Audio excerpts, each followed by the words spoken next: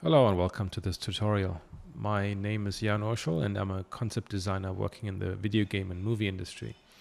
In this tutorial that is called Design Presentation in Blender, I'm going to show you my process for showing a design to a client, to a production designer, to an art director, to a director. And it's basically a focus on not the design of, for example, the ship here, but about how you can take a design you have and how to put it into proper context and present it in the best possible way. So in this case, we have a vehicle here, a ship, and I want to show you how in a fairly quick and efficient manner you can take this ship and not using like a 3/4 basic render, but bring it into an environment that you can custom build together with characters and foliage and all sorts of other things and light it properly in order to show it to the client and basically sell the idea of your design more efficiently and more successfully. So let's get right into it.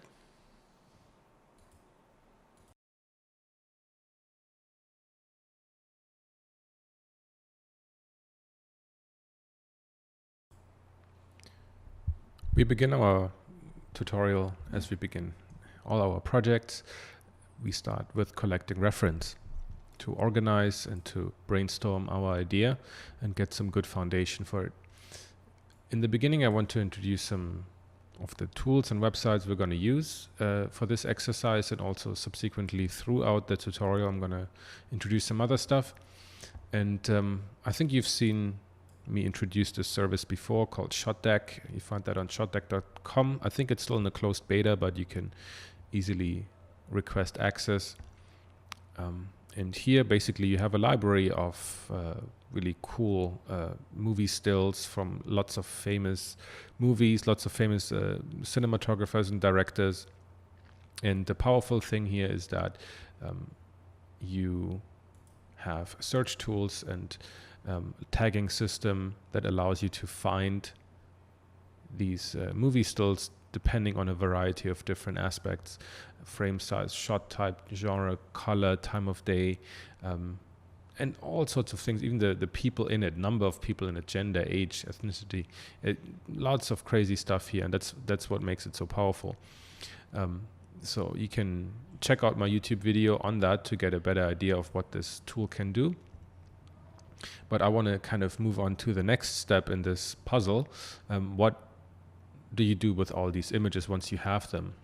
I mean, I used to just have them on my hard drive and folders, but it's a bit inconvenient and not very visual, not a very visual way to deal with this reference. Of course, you can make your own reference boards in Photoshop, but it's always pretty cumbersome, and the canvas always gets crazily large, and we want to avoid that. So I want to introduce a different tool today, which is called PureRef. Some of you might know it. I don't think it's the newest tool, but it's nevertheless a great tool. So you can download it here on pureref.com, and it comes for Linux, Mac, and PC. And basically what you get then, let me get this out of the way. Basically you have a big canvas, and when you open it, it kind of looks like that. And then you can just basically drag and drop images onto here. So, and then it's automatically gonna enlarge the canvas depending on the amount of images you have. So I can organize the images I have here, and you can, it's like basically an infinite zoom. And I've prepared already, of course, a sheet, which I'm going to show you in a second, but it's really just drag and drop. And let me load. No, I don't want to save this right now. So just an example. This is not all the ones I used for this project, but just to give you an idea of what I did. So basically I imported a variety of images for different purposes and have them kind of in a different area here. And so for example, I have some of the ship reference, the kind of overall kind of like interesting mood and angles that some of these photographers here used. So there's a big difference between something like an image that a photographer, a famous photographer did, or a good photographer did, in terms of the composition, the lighting, the angle, and all these kind of things, the focal length, and all these sorts of things that a very creative and good photographer pays attention to. And there's of course a difference to a purely shots that are of like that have different kinds of information that they can provide, whether it be like detail, like some of these shots, or just purely about the shapes, purely because this is taken out of a moving car, so it's not a very great shot, but it provides interesting information about the shapes, the material qualities and other stuff, whereas these images are more for composition, storytelling, lighting, that kind of stuff. So these two need to be at least in your mind clearly separated, or if you need a stronger separation, then you should actually put them in a different area of this canvas, since you have infinite resolution and space. So you can, with the middle mouse button, you can move this canvas around, and you can scroll with the scroll wheel. With the right mouse button, you can move this entire window, which is great. So I would recommend you for this exercise to have several different kinds of areas to focus on. So I have like the bit of the mood here. I have some of the detail information that's definitely needed. We also want to look at, since we're going to be integrating this stuff into some sort of scene, we need like scene reference. I also have an area here of inspiration, which can also be helpful in terms of the overall kind of goal that we want to achieve in terms of, I don't know, color, presentation, finishing level, or just generally stuff that inspired you to do this in the first place. That can be anything, really. That doesn't have to be Sid Mead, like in this case, or it doesn't have to be like art in general. It can be like just photography or architecture or whatever else thing you consumed while you had this idea about this particular image or design you wanted to make. And I also have some images for the location and the mood. So I have some cinematic frames here of, for example, Rogue One. This is, I think, Elysium. This is Indiana Jones, and just another piece of photography that I found and that I really liked. So these kind of can guide as like, okay, how did some people, some photographers, cinematographers and directors deal with like a tropical kind of environment within like a cinematic frame. So that can be a good point. And this one is generally like color, like a kind of color scheme I want to hit, I think.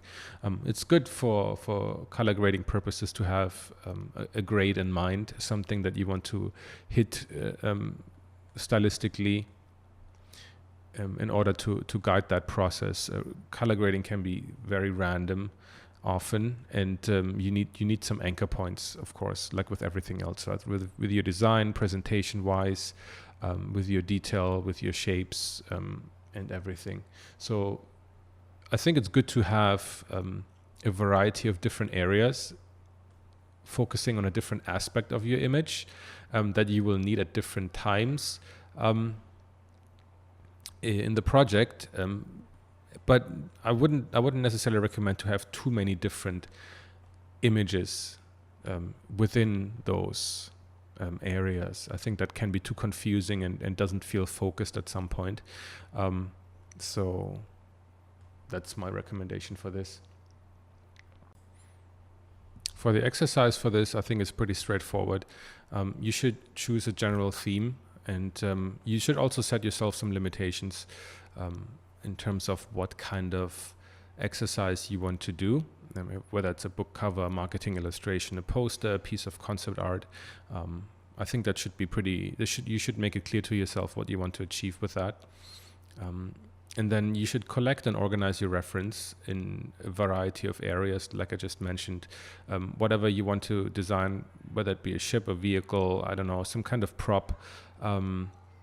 If you don't already have one. If you have an existing one, great. Then since this video is really focusing on the presentation aspect of the design and not so much on the design of that thing itself, you should also collect stuff for like the architectural style of the surroundings, the mood, the color grading, even the storytelling, all sorts of stuff. So you should do that, and then we can continue with the next area.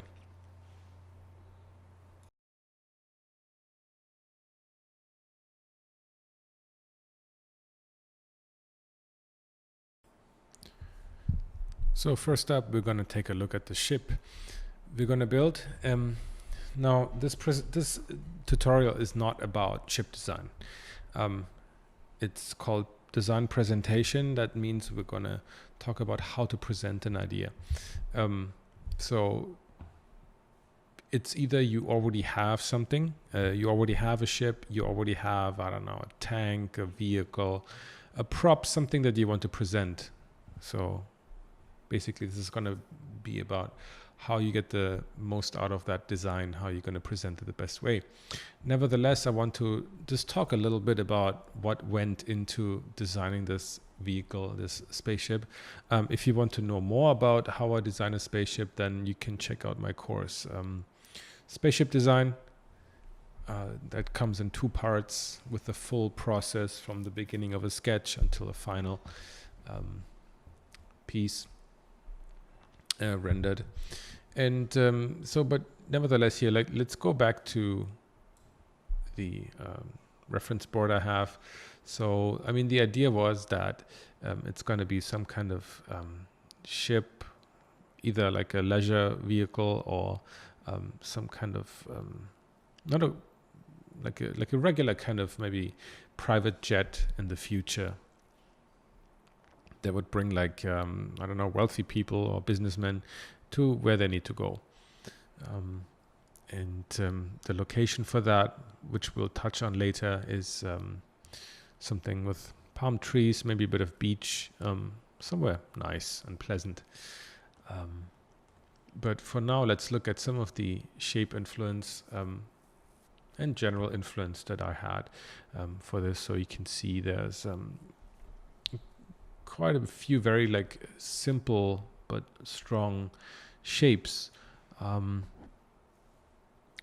like these really overly large kind of fins on here. Very graphic kind of layouts here. These cuts, these graphical cuts, and these very long, swooping like nose of this looks pretty cool. And in terms of the scale, this is pretty nice to have this kind of. I'll probably want to make it even larger. And let's see what we can do there.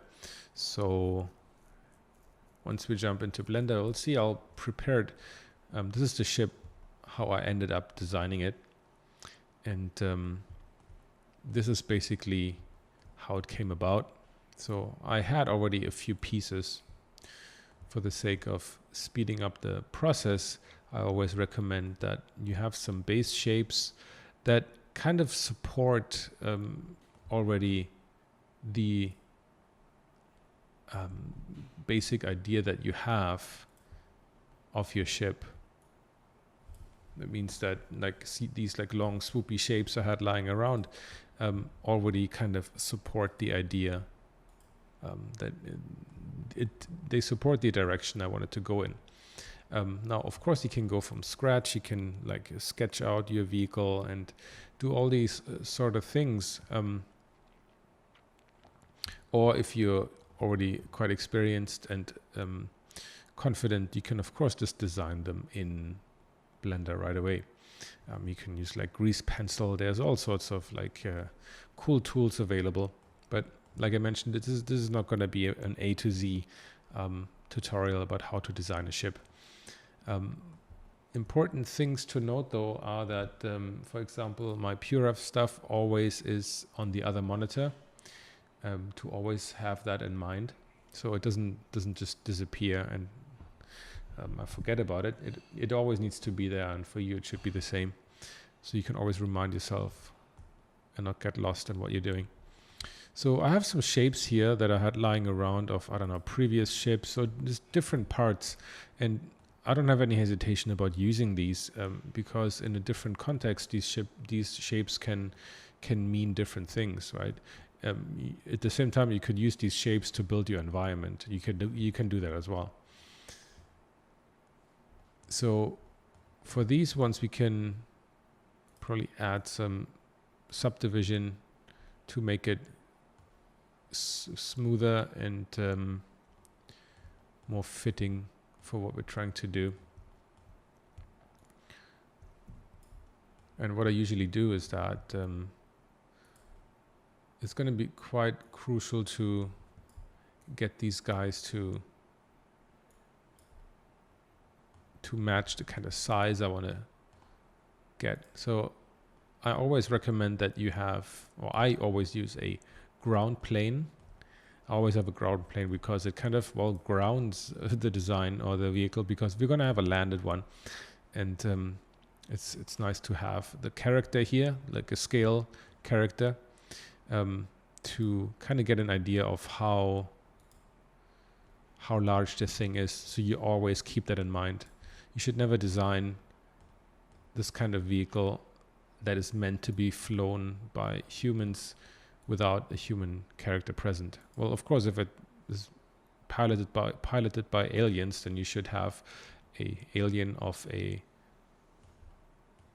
representative size for your new alien race right there. So you have that always in mind. I want to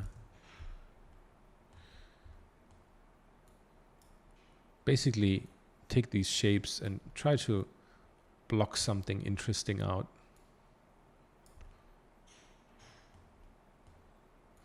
What you can do is usually that I don't really care too much about the topology for this kind of stuff. I want to mainly think about the shapes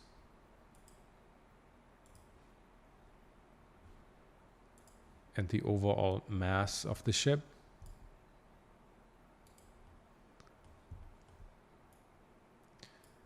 And with these kind of really what they are really like speed forms. What I want to do with these is that, or how I want to manipulate them is that if I have to go into changing some of the underlying structure, you can see how the polygon mesh looks like under the subdivision,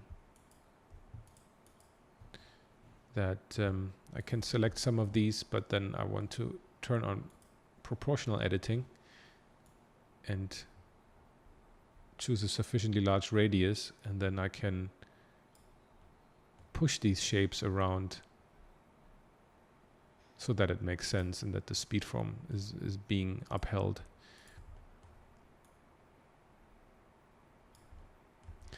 What we can also do with these to kind of get rid of this like weird thickness is that I sometimes delete some of these, so we get these kind of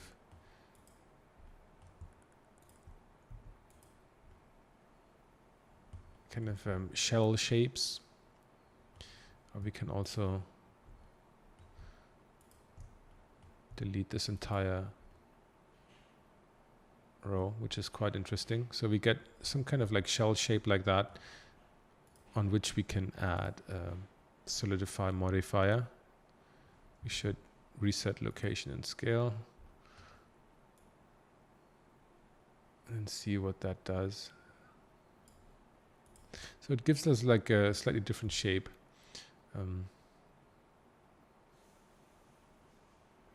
More like a shell, a skin, that kind of stuff, instead of this like bulgy kind of thing that the subdivision will often give us.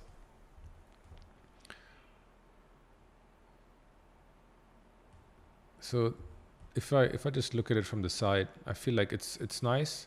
It's like it feels fast. I think that's always the feeling that you should often think about the kind of feeling this your design invokes, and if that's on par with your design intention. So if you want to design something luxurious and fast, then it should also feel that way. And if you want to design something sturdy and fortified, then your design always needs to feel that way. So I felt like these wings were kind of like sloping down too much. Just want to keep them raised throughout or in line. So these lines, these long swooping lines, they need to be there for this thing to really properly look. We need some kind of, it feels like we need some kind of, we need more meat on the bones here. We need something like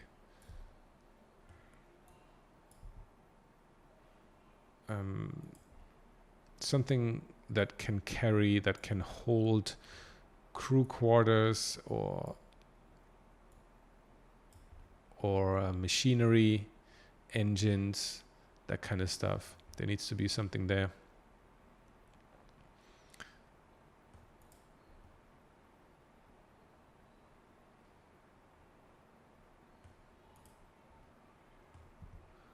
So we can actually take some of these and separate them out. You can press P and then say separate by selection. Now we have this one.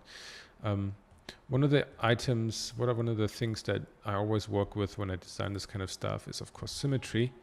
And I use usually symmetry with an empty. So I select the plane axis empty. Move that to here. And then I usually say, okay, we need to Control A, rotation scale. Always need to press that just to make sure there's no funky kind of, no funky business happening. Then I usually use a mirror, what did I press now? Mask, no. Getting clumsy here. Add mirror and then mirror object. Empty, I think it's the second one here. Yeah, and now you can see that there's the empty here. So you can hold 5 to go into orthographic mode. Numpad 5, that is. And place that roughly in the middle. I'm not too exact about this. It's for now, it's okay. So now I can move this guy and it's going to be my reference point for this vehicle, which is very important. And now I can mirror all the other objects according to that, because I don't always want to like build the same thing on each side and then mirror it over manually. Now I can just reference that middle piece. It's always going to be there. So always like nice big engines.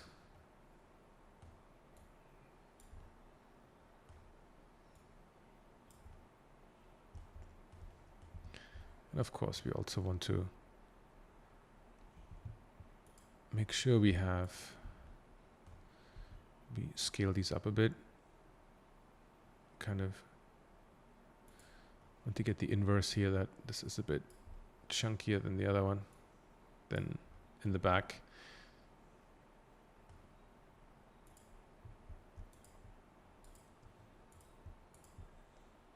So now that I have the proportional editing on, I don't need to be so precious about exactly which polygon I select. You can turn this a bit. Get some interesting flow here.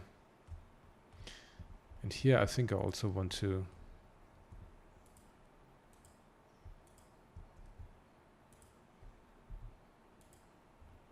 cut out the middle so that I get a bit more of that. I get away from this bulgy look that I don't want. This could be interesting, and then we can place some kind of engine like I did here inside.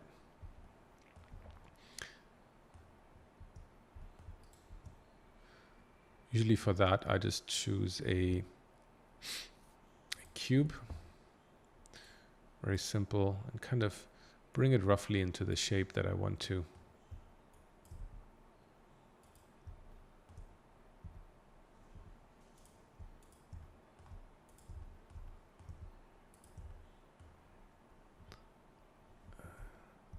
Don't forget, before you do anything with bevels, to hit rotational scale again.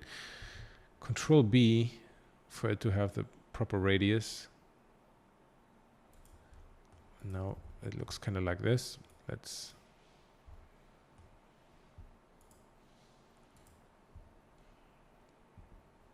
select this part. Need to activate the see-through, X-ray. Press B, of course, and then I can kind of stretch it a bit, and then all this will kind of be part of my engine.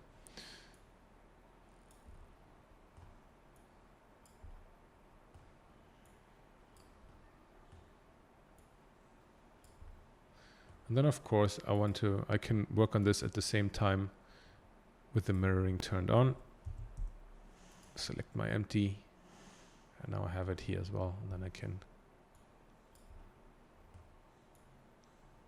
work on this a bit more easily. I can see more on how this is going to look like. And then actually what I did for this part is that I duplicated it up front, which you can do as well. And it's already mirrored here, so you can get a better idea of how this is going to look like. And I'd always recommend you stay simple in the beginning, or actually you stay simple as long as you can. I deleted these ones. You see now I have this like nice hole in here, and yeah, I just deleted these out of the subdivided model here.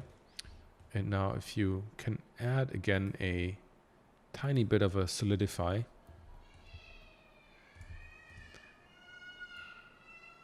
you can thicken this. You can also select the edge here with Alt and clicking on the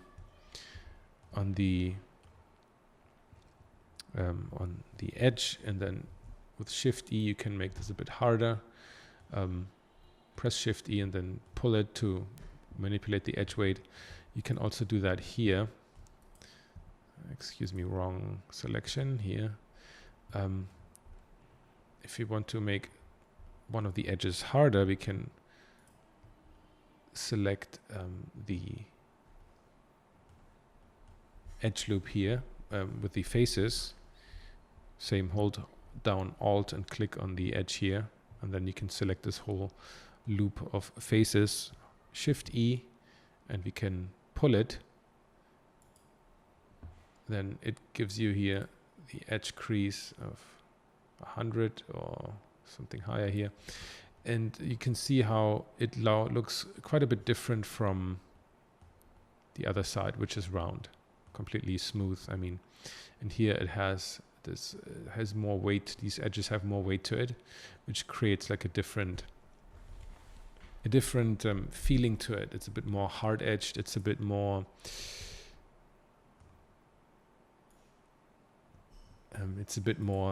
how to say,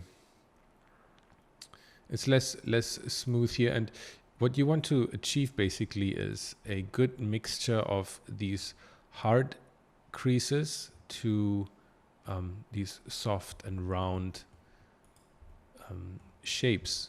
Here you can see you probably want to introduce some of these, so that looks a bit better than the completely round shapes that we had before. And here we can also choose maybe this edge and push it down. We can say these are two separate meshes, but if I pull them, you can see how both meshes, even though they're disconnected, are affected. if I click here connected only, I can only affect one of the meshes.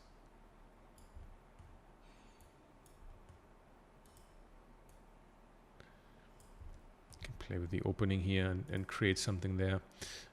I introduced some harder, like more geometric shapes in here on the back, and see how that influenced the design. Now we have lots of other plates here that we can use.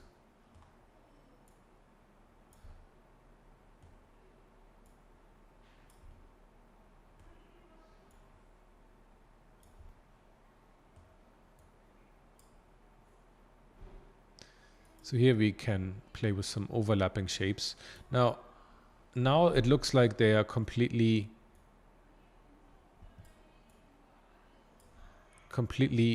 not combining well, but once you actually, let's turn on Eevee and let's give these guys somewhat of a similar material. Maybe I can just use the one I created there.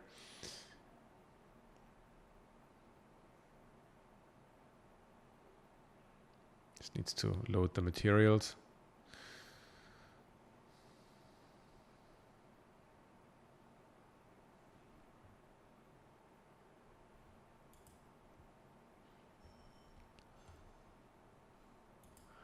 See what this shit is called. Has some weird old name that I used. So basically, let's create a new ship shader. I don't want this. Let's create something new.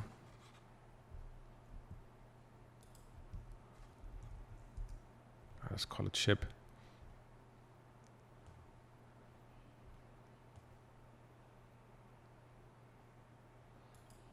Oh, there was already a ship shader anyway.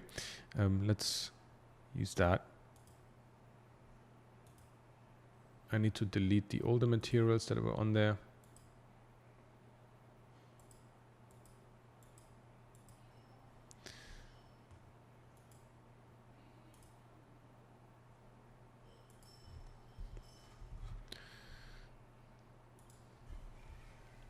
So we can, I guess, just show you how to create a new one. Excuse me.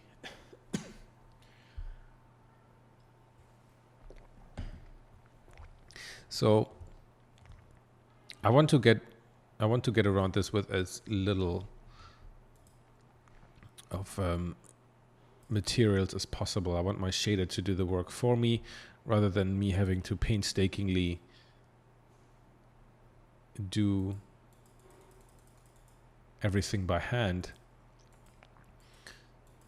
At some point there will be, of course, the necessity to do a lot of details by hand, but I want to see how far I can get without having to do that. Let me okay, sorry, I don't have the plugin installed. There's a material utilities plugin which you should install. It's built into Blender, and now this allows you to select multiple pieces of geometry and hit Shift Q, say assign material. In this case I want to search for it, or not.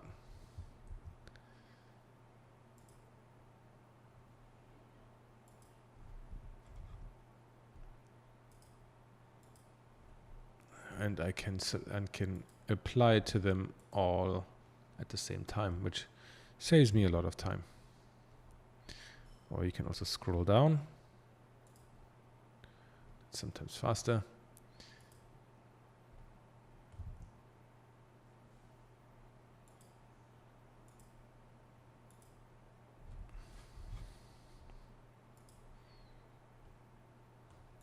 So now I have all this applied together.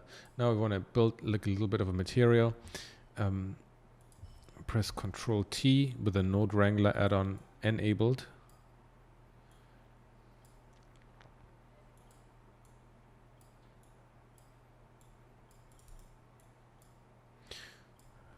And now the computer hangs. Somehow this doesn't work.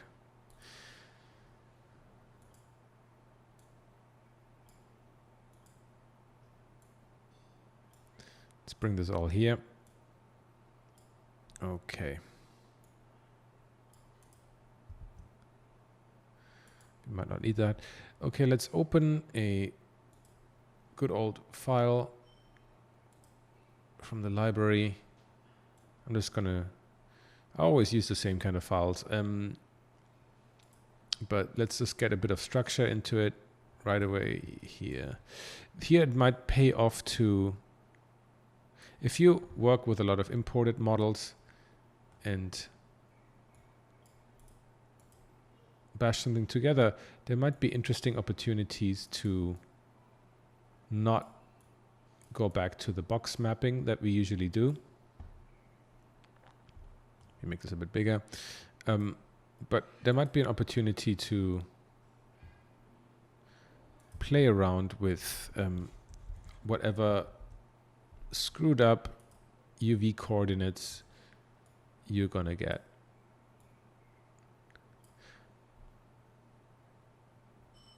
Let's see what this gives us. I want to get an idea of what this really looks like. Let's plug this in here. We might have to reset a lot of the...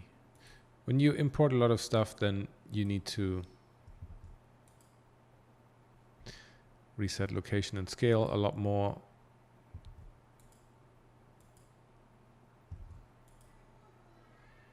And this can be a bit of an experimentation and not always 100% completely planned thing where we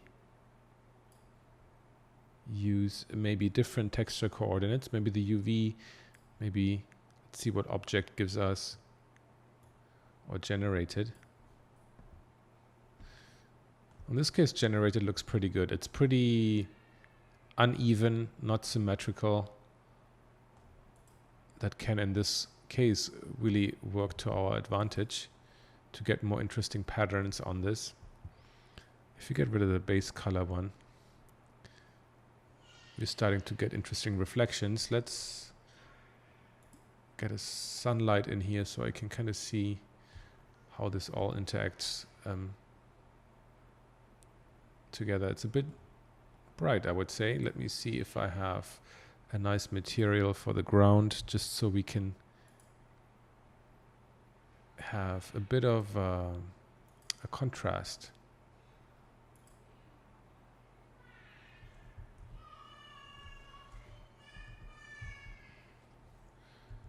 But of course now I can't find the exact ground texture I need. Let's create quickly one. Let's make it a bit darker so now we can really see our ship. Our world is a bit too bright. Let's make it a bit less bright so we can see our shapes properly. I'm not sure I'm going to stick completely with white. It might be a different story once we go to cycles. But I like always to consider the graphic breakup of the ship as well. So like you can see in the other one, there's also a other material that kind of works to contrast the main body material. It might not be such a good idea to do too many materials, but I think maybe 2 or 3 is really enough. So I have one main body material, one to kind of contrast it, and maybe then you want to have an accent color. But I mean, all these are things that I'm going over really extensively in my other tutorial. So I don't want to lose the focus here on what we're trying to achieve. Let's play with the scale a little bit.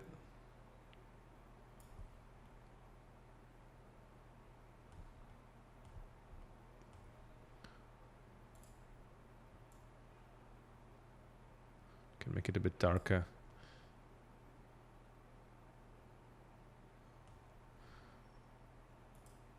Can also just use the sun for now and make a copy of the sun.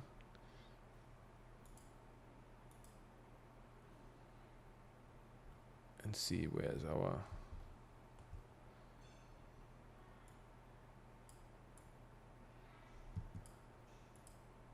I need to be able to select the sun and play with that. Maybe 50 is a bit too much.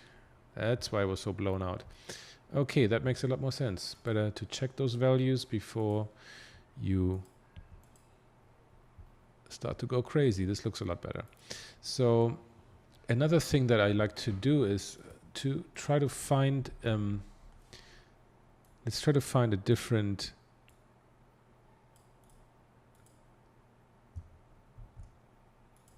texture that we can maybe plug into somewhere differently. And I like to use something that can kind of mimic the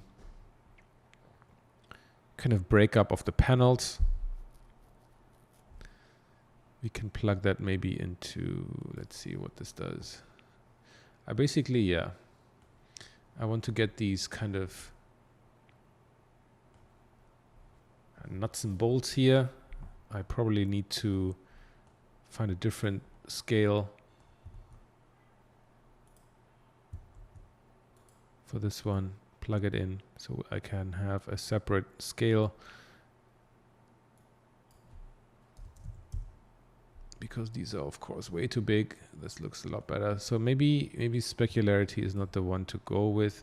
Maybe I need to, what happens if I plug it into the color? That is a bit too strong. I just want to kind of have a hint at it. Let's see if I plug it into the metallic one. Sorry, my computer is really slow right now. I'll try to get it done as quickly as possible.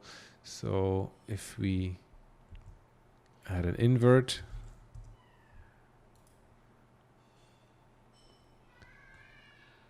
that already creates something more interesting.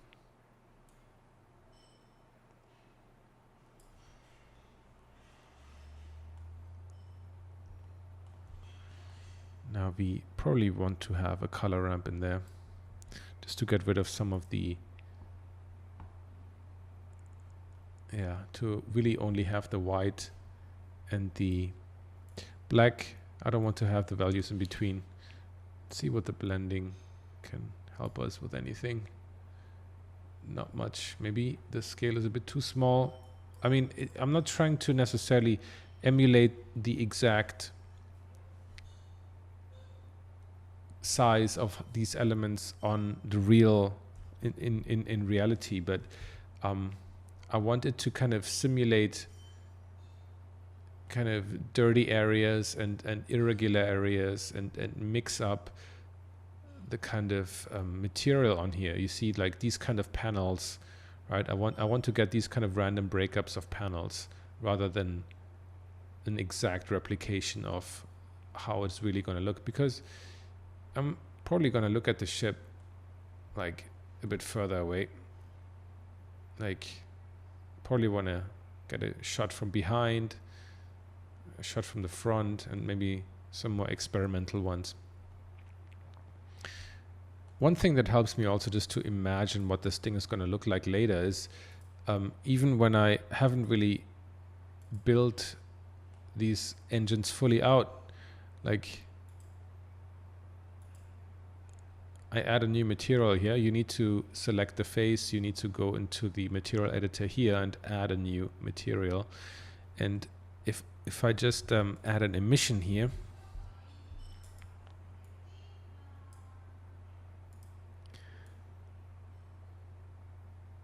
add a nice color to it. In this case, I like blue, baby blue. And you add that to it. And you can pump up the emission a bit. And now you're getting something really interesting here. You can see the reflections and everything. And you can just imagine a bit more how this ship would look like later on. So that helps a lot with figuring out, and it's a lot more fun to design your ship like that. So let me add this kind of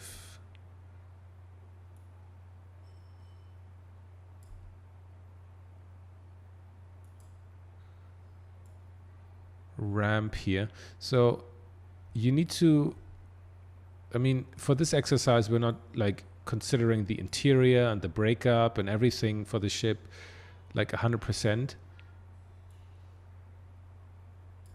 That's not part of this lesson, like I said, but we need to have a few, or when you make a landed ship, you need to have a few elements that kind of can communicate that this is like a usable ship, that this can be used by humans. And there needs to be, of course, like some kind of entry point, an elevator, a ramp, a door, a hatch, that is also going to have to be at an angle that humans can walk up. If it's like too steep, nobody can go up there unless you very clearly indicate steps. But if they're supposed to walk up, then usually it cannot be more than like 30 degrees inclination or whatever. So you should add a ramp. And what you can also do is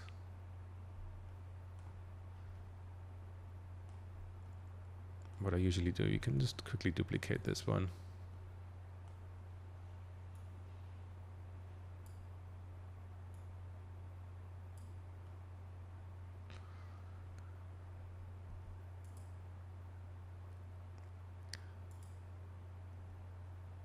We do another emission.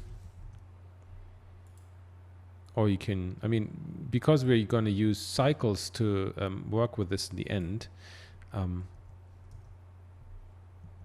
we can use texture emissions as well.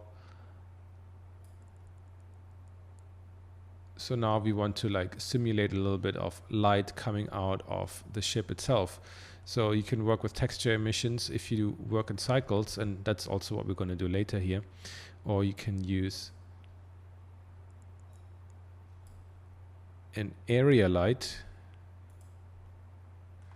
if you work in cycles, because texture emissions are not being really considered in Eevee, but the actual lights are. So now you can kind of really nicely see how there could be something inside this ship, and that can be a good contrast point for, you see there's also, I'll put a light here, that can be a good contrast point when you actually building your scene. When it's all dark down here, you have some areas which are lit up and the light shines out. So this is very roughly how I approach the design of this ship. It's a matter of taking all these kind of thoughts into consideration, of course having a bit of fun with it, and spending also a fair amount of time on it to refine the shapes and to really find the right balance of interesting details, big, small and medium size shapes, and that is that. You should also consider, based on your camera angles, if the ship looks really nice in these camera angles. And sometimes, or actually often, I will have to alter the shape of the ship in order to fit better into the composition of the shot, since this ship specifically exists for this illustration only. So it doesn't really matter if that ship in itself is always perfect from every angle, but it should be perfect in the angles that we see it from in the shots. So that should be the consideration if you make this vehicle specifically for this shot. If this is a vehicle you have anyway already, or if you want to make one only, like if you want to make one anyway, then you should of course take into consideration that it really looks beautiful from every angle. But that really depends on the purpose that you have thought out for this ship. But let's now jump into the more interesting aspect of the presentation and building an environment around this. Whether you have already your own ship or vehicle or prop that you want to use for this exercise, or if you want to design your own, now is the time. You can use the guiding points that I have mentioned here in order to design your own, or you can have fun and do something completely that you always wanted to do. If you want to use your existing one, now is the time to just prep it and get some textures on it and add some lights and whatever.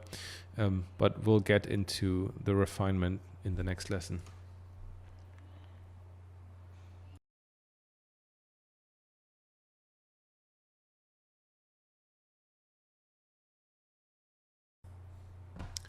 Now let's get to the environment. So I have my reference pulled up again just to talk a bit about the setting briefly that I have chosen. So for our private jet, commercial airline, whatever design that we want to make, I wanted to have some kind of maybe a tropical environment, maybe a bit of beach, something generally pleasant and also maybe a bit moody, where we can add maybe some kind of sunset setting with all these nice silhouettes of the palm trees. Like this image here really I found really interesting. I think I want to capture a mood somehow like that. The other images are more like I said before, cinematic frames that have palm trees and that kind of setting from Rogue One, Indiana Jones, Elysium. And then I also have some pieces of Sid Mead's art because he does a lot of great stuff, including vehicles, and having them appear in a very natural setting. So he's the grandfather in terms of selling your design in an environment, right? He has pioneered that idea and presentation aspect. So I want to try to capture some of that that flair, so to speak, and take some lessons from what he does in terms of embedding the design into something, into a larger world, which is basically what this is. So let's see what we can do. Let's see how we can translate that. And now let's jump over to Blender and let's see how we can do this. So I never like to work with a completely blank slate and start with like cubes and such. I try to see whatever else I have lying around and see what I can make use of, because it's not a matter of like repeating yourself, but it's about how to reuse and reinvent and try to see what else you can get out of existing pieces of geometry, which is kind of the beauty of 3D. Instead of starting with a photo bash sketch, you can actually start with a 3D blockout sketch, so to speak. And for this, I wanted to try to get maybe the octagon as a base shape, and it's kind of a interesting contrast, since for the 3D environment design for production tutorial, I also used some of these octagonal sketches, pieces, and now I want to see how I can use them in a completely different way, in a completely different setup. So I had this piece that I had made for some different project, but let's see how we can completely reuse that for something different, and if you even would notice that it is that. I'm always a big fan of being efficient, of working to the best of my abilities under a deadline, and see and always focusing on the right kind of things. I never want to feel like I waste my time working on things that don't really matter. So let's try and block out something fairly quickly here. What I'm basically now focusing on is some kind of platform that this stands on, since we're gonna have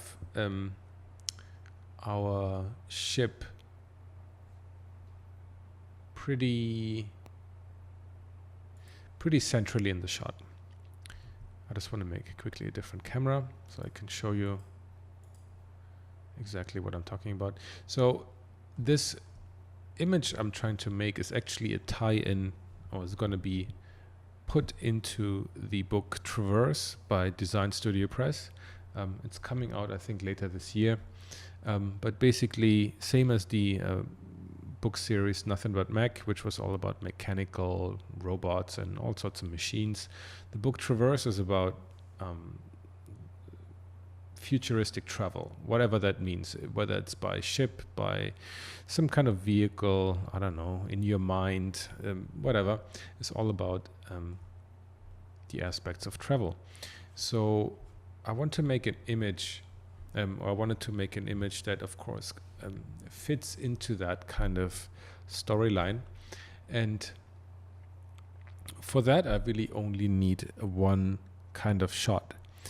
And it's going to be a bit of a departure to the typical kind of things I have built before in my tutorials, where this is kind of more like a locked off shot that will be made to specifications of the book.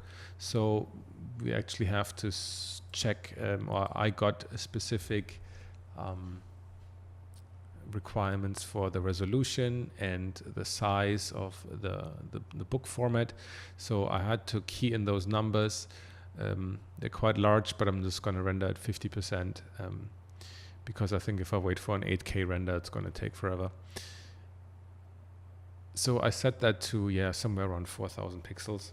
But yeah, these are the aspect ratio that is going to fill a double spread on the book. And now I kind of have to figure out exactly what kind of framing I want for the ship, and I should show it in the best possible way. And so we can play around with the angle, and I want the ship to take up a good amount of the page. So I don't want to zoom out too much. I want to have it quite nicely here in the frame. And for me personally, I probably will take some different shots as well. And I might end up with a completely different shot for the book, since it's kind of supposed to be secret which image appears in the book. So I might show you what I do anyway, but I might choose a slightly different shot that then appears in the book. So you all have a reason to buy the book. I mean, of course, there's going to be like 50 other way more amazing artists in there with way better images. So you should probably buy it because of them, not because of this image. But I wanted to just show you what goes into making one of those images that appear in the book. Let me play around with this one a bit. I want to have, now you can see that it doesn't matter so much that it's like an octagon here, but it just gives us nice detail in the ground that is not too distracting, because we want our ship to be the main focal point. But it gives us some nice pieces of I don't know, straights and little pieces of interest here, that we can that our eyes can focus on here and there, because there's going to be characters, there's going to be foliage, there's going to be all sorts of stuff. But I feel like the main issue here is now that there's nothing in the foreground. So I want to bring some nice geometry into the foreground.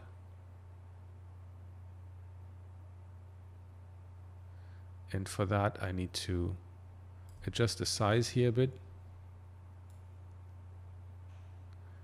and play around so that for my chosen framing, this makes sense and is nice to look at. So maybe I can even turn it into something useful, like, I don't know, a couple of stairs or something.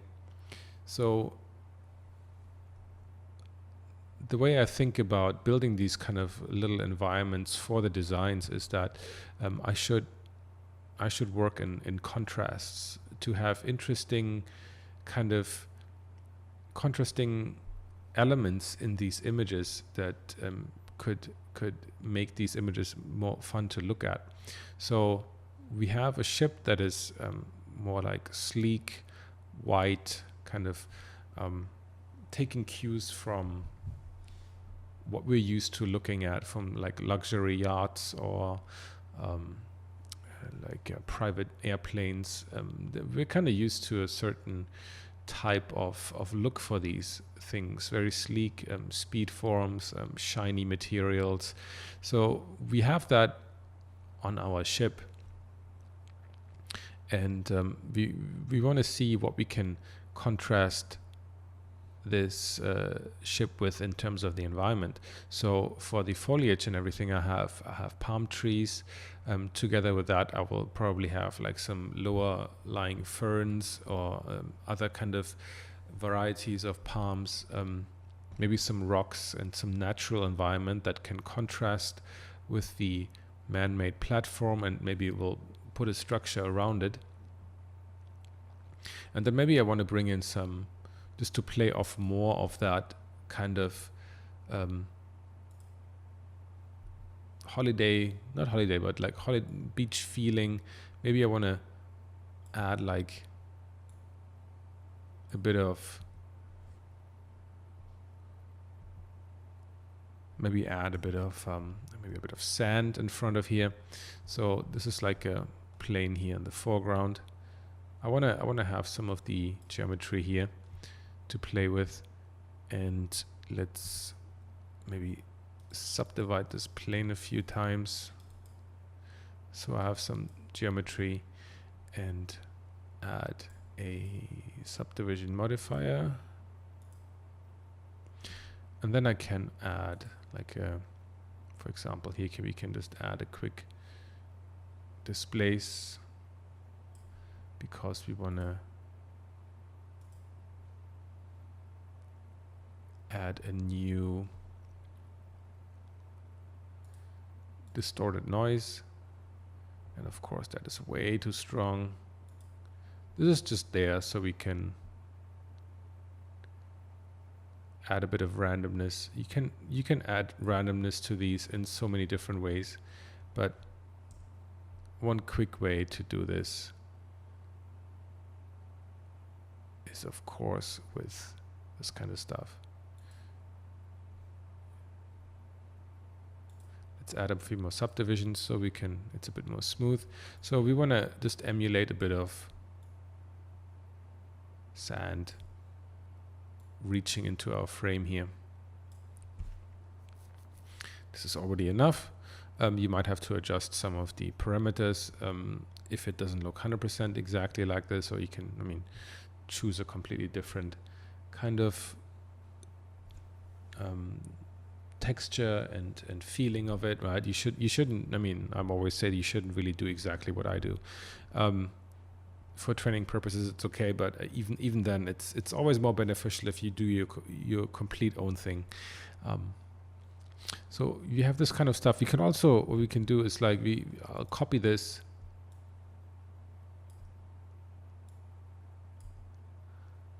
make this a bit bigger in terms of scale, and then we just have like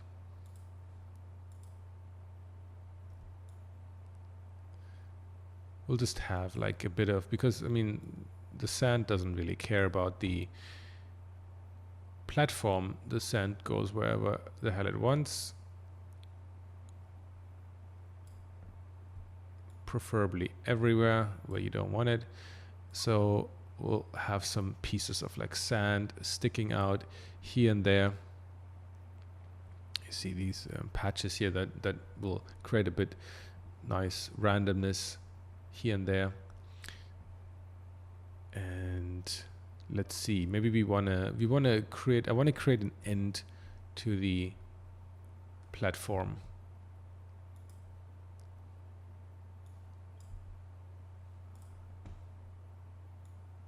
So I want to create like a very clear demarcation of where this stops, and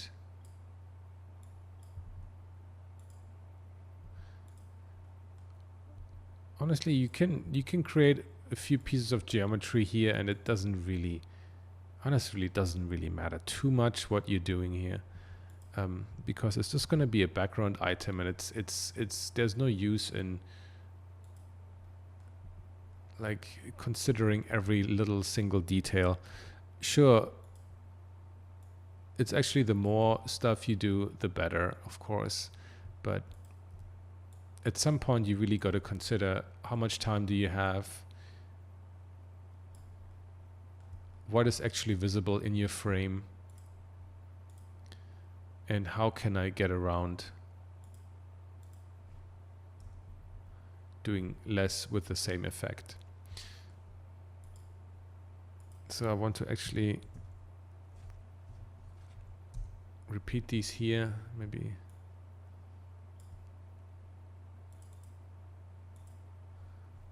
Let's see what's actually visible here. You see, I'll put this here. So what these repeating elements actually allow me to create is, like, if it's just all closed, then I lose the sense of depth. I lose the sense of repetition, of perspective, and in this way, this helps me to gauge distance better, because I have these repeating elements, and it really helps to give your place also more interest. And we can repeat that in different kinds of distances. You shouldn't do it too often, but it can help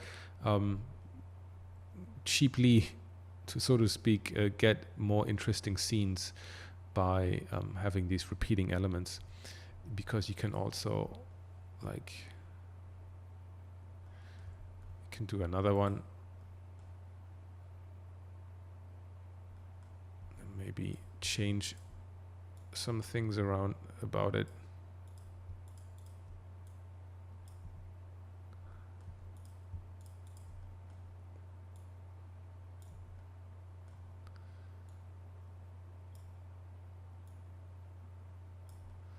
Maybe that's too high already.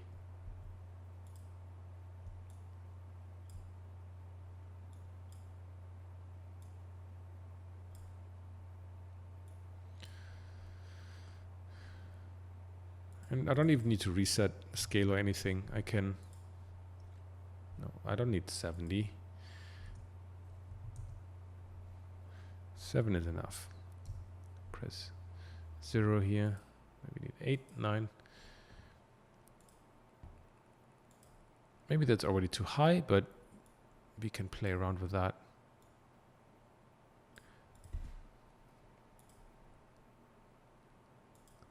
So we get some interesting looking repeating elements in the back.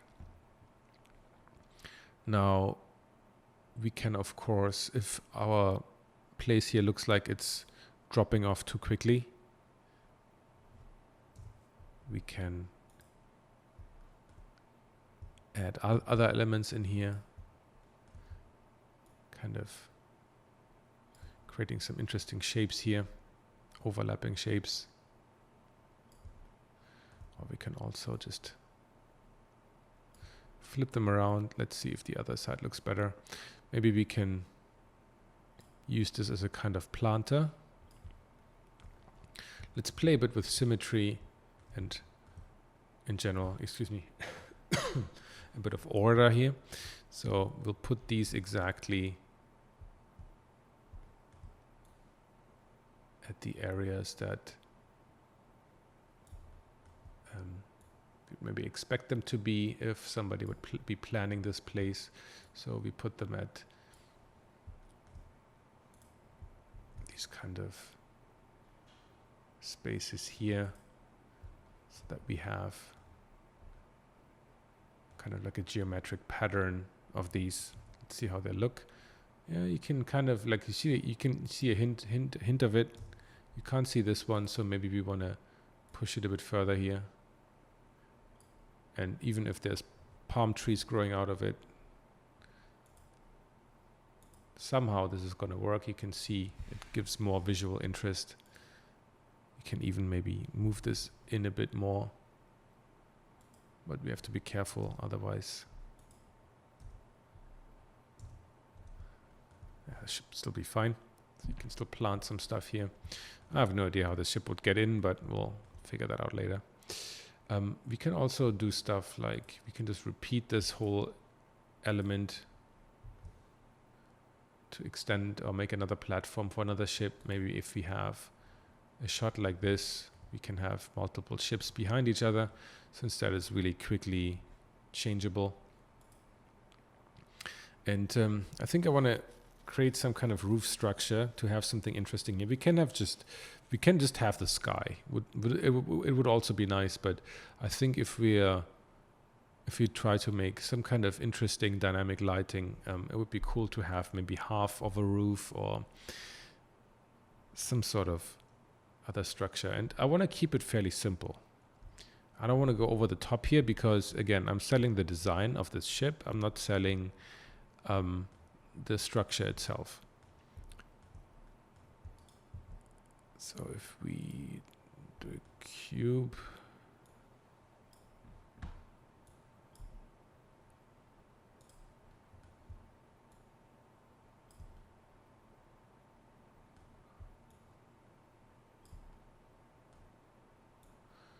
it can be like intersecting here, but probably here.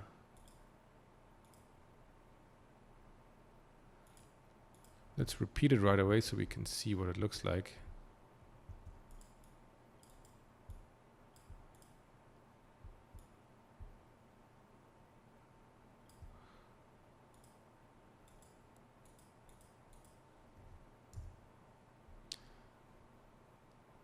I guess we need a few more. They might be even maybe a bit too close together.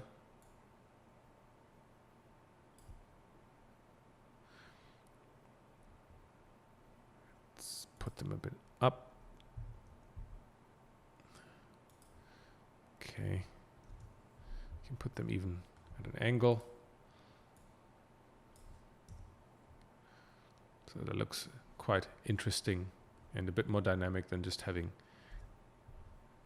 completely straight ones.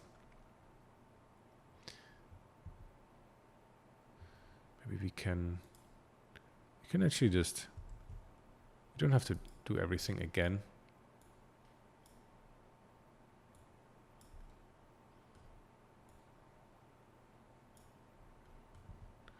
Let's grab this, let's rotate it. So I have some interesting structure. Create a bit of an overhang. Maybe we want to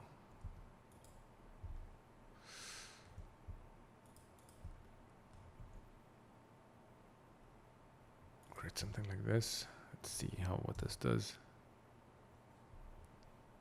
So maybe it's a bit too high. We want to bring it down a bit so we can see more of the roof actually. Something like this. So we create some interesting patterns here. Extend this a bit up. Maybe move this one in. Let's see if this creates some interesting stuff. Okay.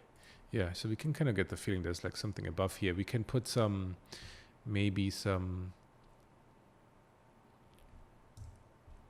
kind of we can create some kind of scaffolding. Move this one in. I think this should be more interesting. Yeah. So we can put some scaffolding in there. I mean, you can do that very easily by kind of copying this again. It's a bit smaller.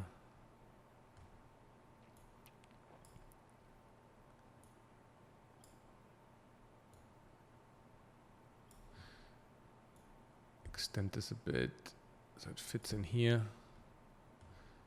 It's a bit longer.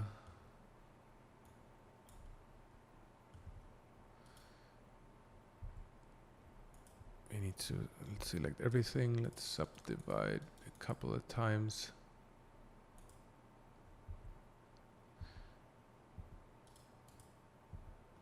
Then we can add like a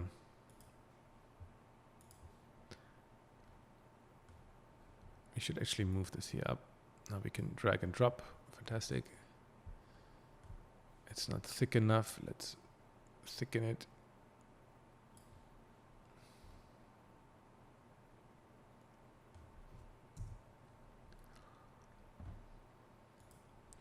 We want to also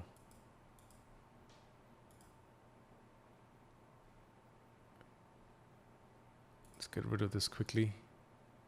Let's add a triangulation to just add more detail into the wireframe.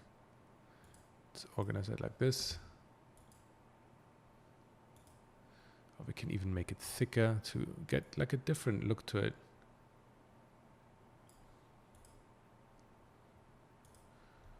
Maybe want to move it up a bit. I just want to have it in between there, not really necessarily sticking out everywhere. I don't want it to be overpowering. I think the offset is a bit wrong. Yeah, definitely. I'll work on the offset quickly.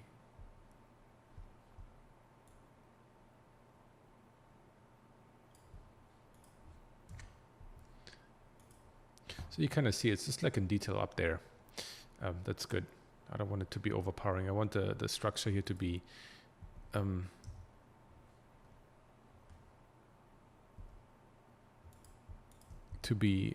more visible than the kind of details up here. They're just supposed to be supporting. So that is this structure here. Maybe can do something more interesting here as well. Let's add, actually, let's take this guy. We can get more mileage out of this guy.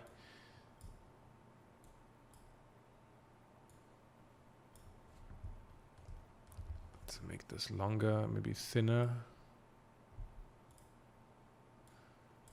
Really extend it out. Let's put this here as like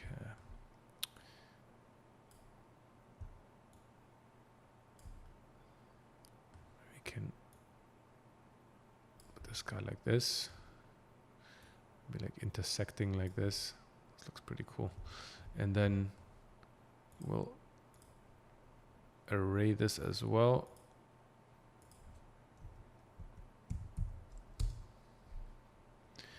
Okay, we're resetting that.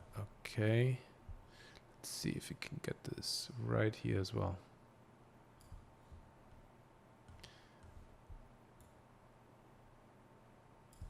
Okay, add more to it.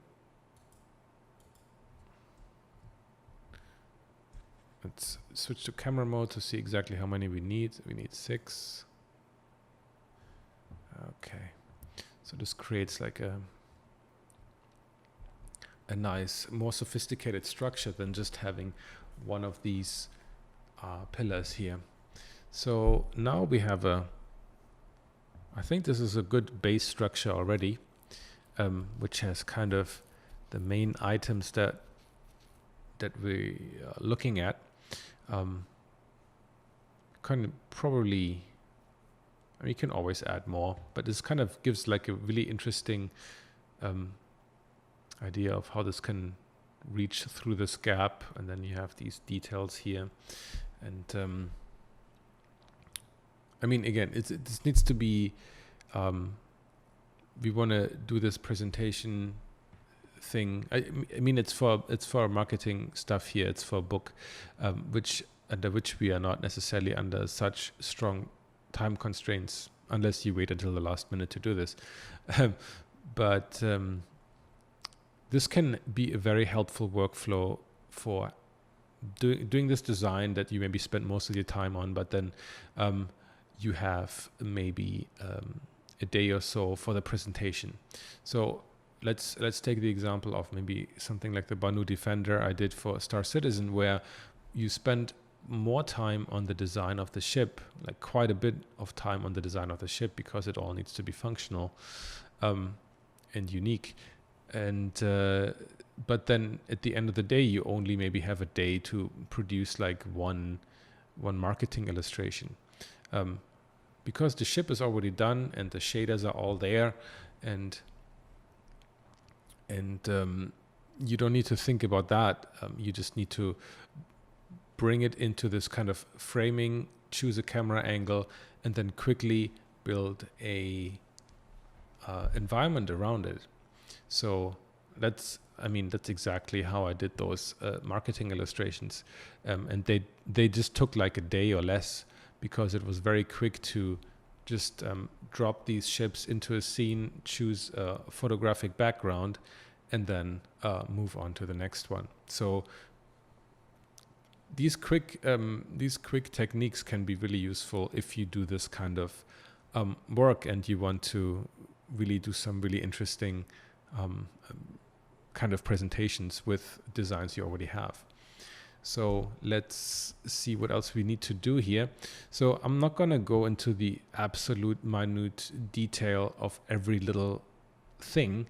I show you more of the big strokes, and we're going to later on go into a chapter for the characters, which I want to show you separately, and then a tiny bit about the lighting, the atmosphere, the fogs, and all these little things that are actually new in Blender 2.9 and that are going to be really helpful for you finishing this kind of scene.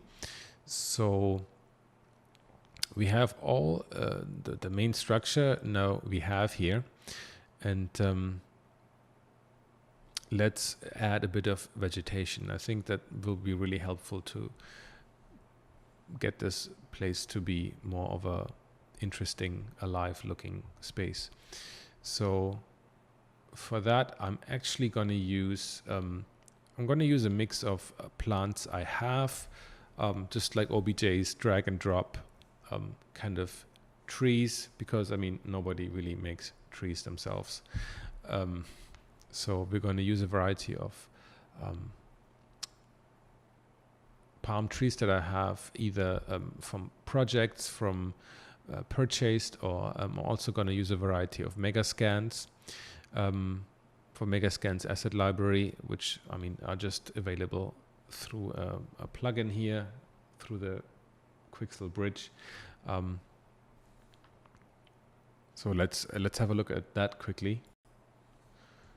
So I brought in here the actual structure that I built for the image, and you can see it's exactly like the one I just showed you, with just like slightly different kind of breakup. So I just added some panels here with the same repeating array structure. I had actually a bit of less pillars. I actually like the new version. I did a bit more, but you know, that's how it goes. So there's really nothing else in there. I just repeated it a bit longer because I did another shot with the second ship here in the back.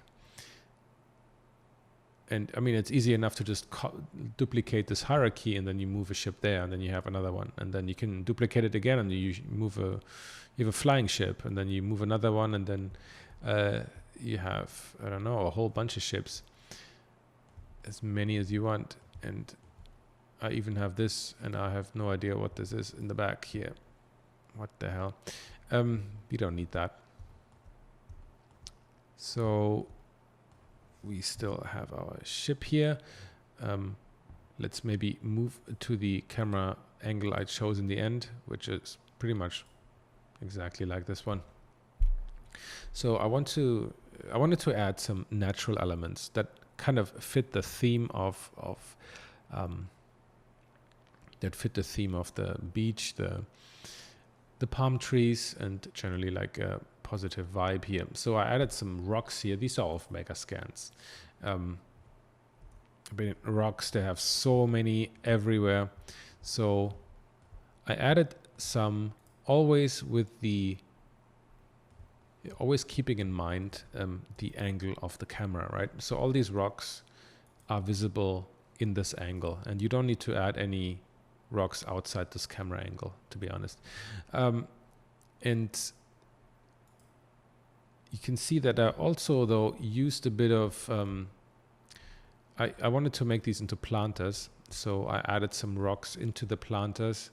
I mean, they're going to be pretty massive planters. And then I also added some variation in the background. So you can see they're popping up here and there. Although I'm not really entirely sure how much of those are you really going to see in the end. So you can see that in between all the trees that I'm going to have, there's going to be some rocks peeking through. So, and then I'm going to activate the plants, because it's really boring to watch people place plants here. So overall, again, the idea is to have these palm trees, these trees, visible in the frame and adding to our composition. If I look at the reference again, you can see how I took note of the location of these palm trees, and especially also in terms of these more graphic palm trees in these images, to have them kind of boxing in my composition here, and to provide some nice backdrop or foreground elements to complement the ship. So these are actually, I think it's actually just two different trees that are duplicated all the time, and I just bent the trunk here a little bit to have a different variation, but of the exact same tree. So if you look at it, I actually have this one here. So it's a third tree then. These are more like a bushy one. So I added some trees here and there to have also a repeating element into depth. So you see that I have some here that are kind of in a grouping, and then there are some behind the ship that are kind of giving us a sense of depth and repetition. So you have these ones, then you have the ship, then you have another tree, then you have this pillar, then you have another tree. So you can kind of get an idea of how deep this is, how far the distance is. Our characters will definitely also help with selling that idea more, but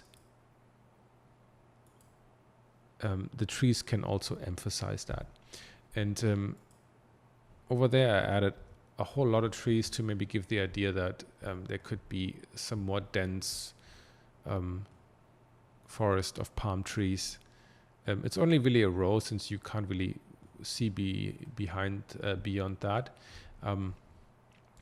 But it could, I might end up deleting it or keeping it, I'm not too sure.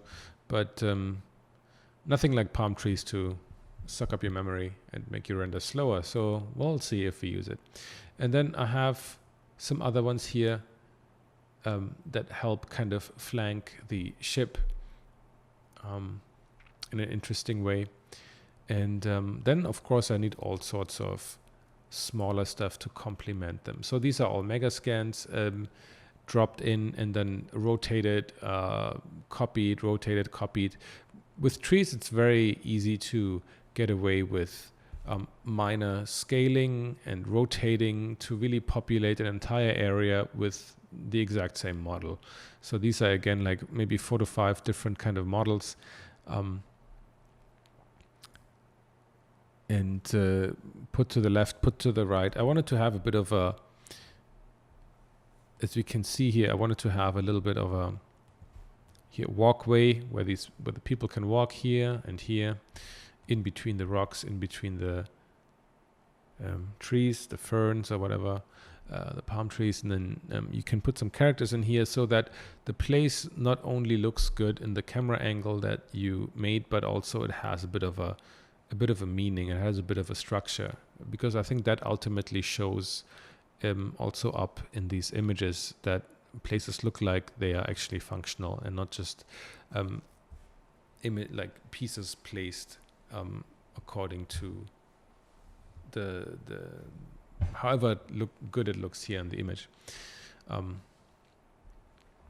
So these are the palm trees, and that is it for the foliage. There's also some VDBs I have put in here to give a bit of a dusty atmosphere to play with the idea of the sand. And I'm going to show you in a bit how you can actually make VDBs in Blender yourself now with a new 2.9 update. So you don't need to actually purchase any VDBs or go to different apps to make some. I'm just going to show you the basic functionality of it, and not necessarily like the most awesome, highly detailed 5 GB VDB files you will ever see. But for concepting, there might be a very, very useful way to do things. So I have these in here, and one thing I wanted to add though is I added a lot of cables, and making cables is very, very easy in Blender.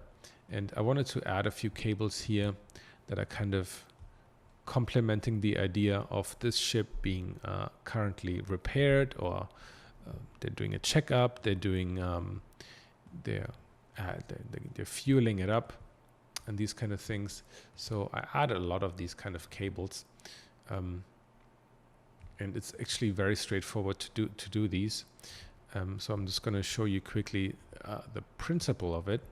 So let's say we add a new curve. We need a Bezier curve. I switch into edit mode, I select everything, and I get rid of everything. Then I'm going to use this draw icon here, get my tools, and going to say draw on the surface here. And then I can draw, and it's going to draw a very nice curve here on the surface that is currently here, the predominant area in my viewport.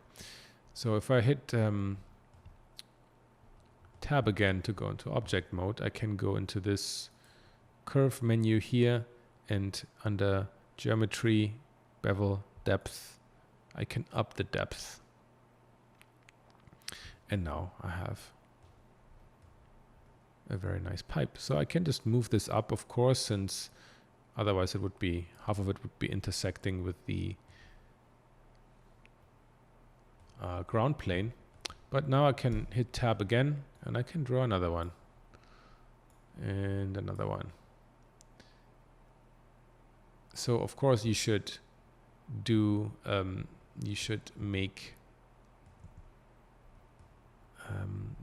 this first here in selecting this entire thing and then moving it up.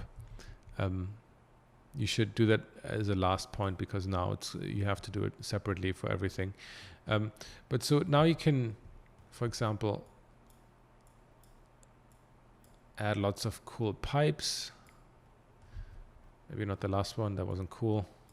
So you have this one, and then maybe you're like, okay, now I want to add maybe thinner ones. So just hit Shift D, copy everything, move it over, and change the size of it. And now we have like thinner ones. Maybe we want to kind of select all of these move them up a little bit. And then you can also just scale them, or let's get our gizmo, we can stretch them. You can play around with these. It won't change the amount of depth that it has in the bevel settings, which is good. So you can just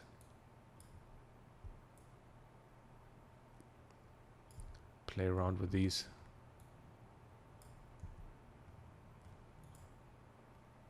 And so very quickly you can add a lot of different kinds of pipes. If you want to have these hanging down, you kind of need to, because you can't go beyond the surface, so usually go in here, and you can actually take the end of it and then you can say extrude, and then you can extrude it out. And if you want to get a more smooth transition here in this piece, you can just scale it so that these handles come out. You can move it around. It takes a bit of getting used to. Scale it, and you can move it around so it looks a bit more natural in how this cable falls down. And then you can extrude it again. You can move it around, so you can place it exactly where you want it to be. I mean, this one is kind of half floating in the air, so maybe that's not a good example, but you can place them exactly where you want them to be. And yeah, that's how I made all these pipes. And you can make this really quickly, and then you add a material, called it pipes, and then you have a lot of cool pipes here. These are not cool though. Let's get rid of them. This one is a lot cooler. So we have these here. And you see that there's really nothing else in the scene. I have a little, I have some random sci-fi details. God knows what they are. I for sure don't know what they are. So, and that's really all I can say to the environment that I built here. You see, it's a couple of very simple building blocks that are being augmented with some contrasting elements like the palm trees, the rocks. There's going to be some people that are going to be in it, the fog. They all play, though, second fiddle to the main ship design that we have here. So all these items should really complement it and further the story that we have. All of these kind of fit together with the idea of this being some kind of private plane landing in this area, and we're going to have probably a couple of businessmen, or maybe people coming out of a swimming pool, and kind of like vacationers or whatever fits better, or also sometimes dictated by whatever assets you have available that can help tell the story. So, okay, let's move on to the exercise, and then we'll get into the next chapter. So for this, surprise, surprise, of course, integrate, embed your ship, vehicle, prop into a suitable environment that can emphasize the design of the ship that you're building, or the vehicle. It should really play on the strength of what your vehicle is built on. So if it's like a military vehicle, if it's some kind of battleship, I have no idea. Whatever you're trying to make, if it's whatever else it is, it has to fit and be sold in an environment that it's maybe made for. But that does not, I talk about contrast though. It does not necessarily mean that the entire environment has to contrast with the vehicle. That would not make much sense. But in terms of what kind of materials and you use, and the kind of architecture, the kind of organic materials that you use, those can actually be playing with different ideas, and they can contrast within each other to add subtle variations and interest in your scene, so that the people that you present this design to, they see that you actually thought a little bit about what the world looks like that this ship was built for. So I leave you with that, and we'll move on to the next lesson.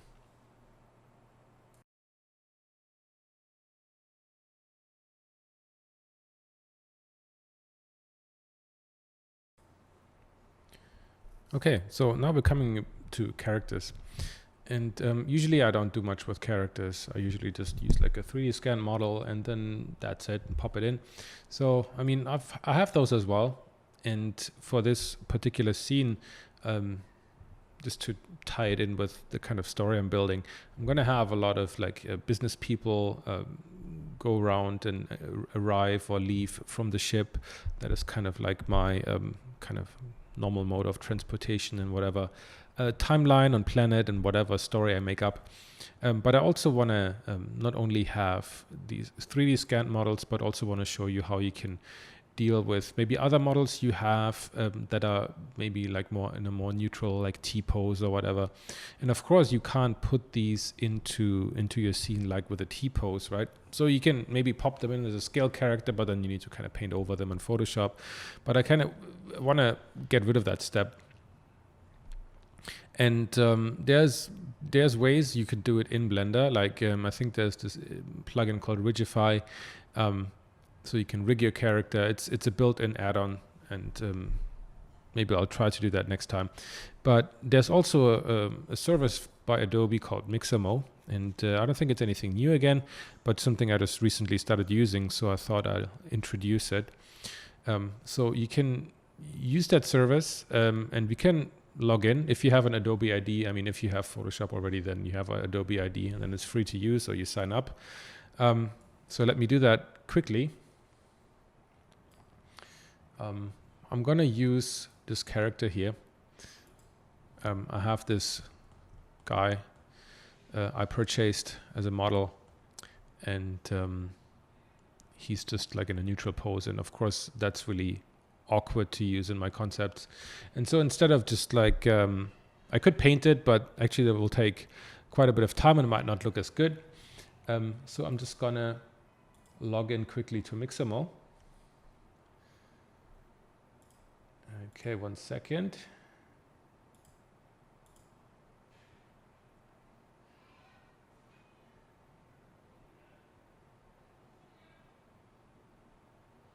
It will take just a second to log in, and then we're going to use our character. So I'm just going to choose a neutral character for now. So this is kind of the page that you are presented with when you log in first.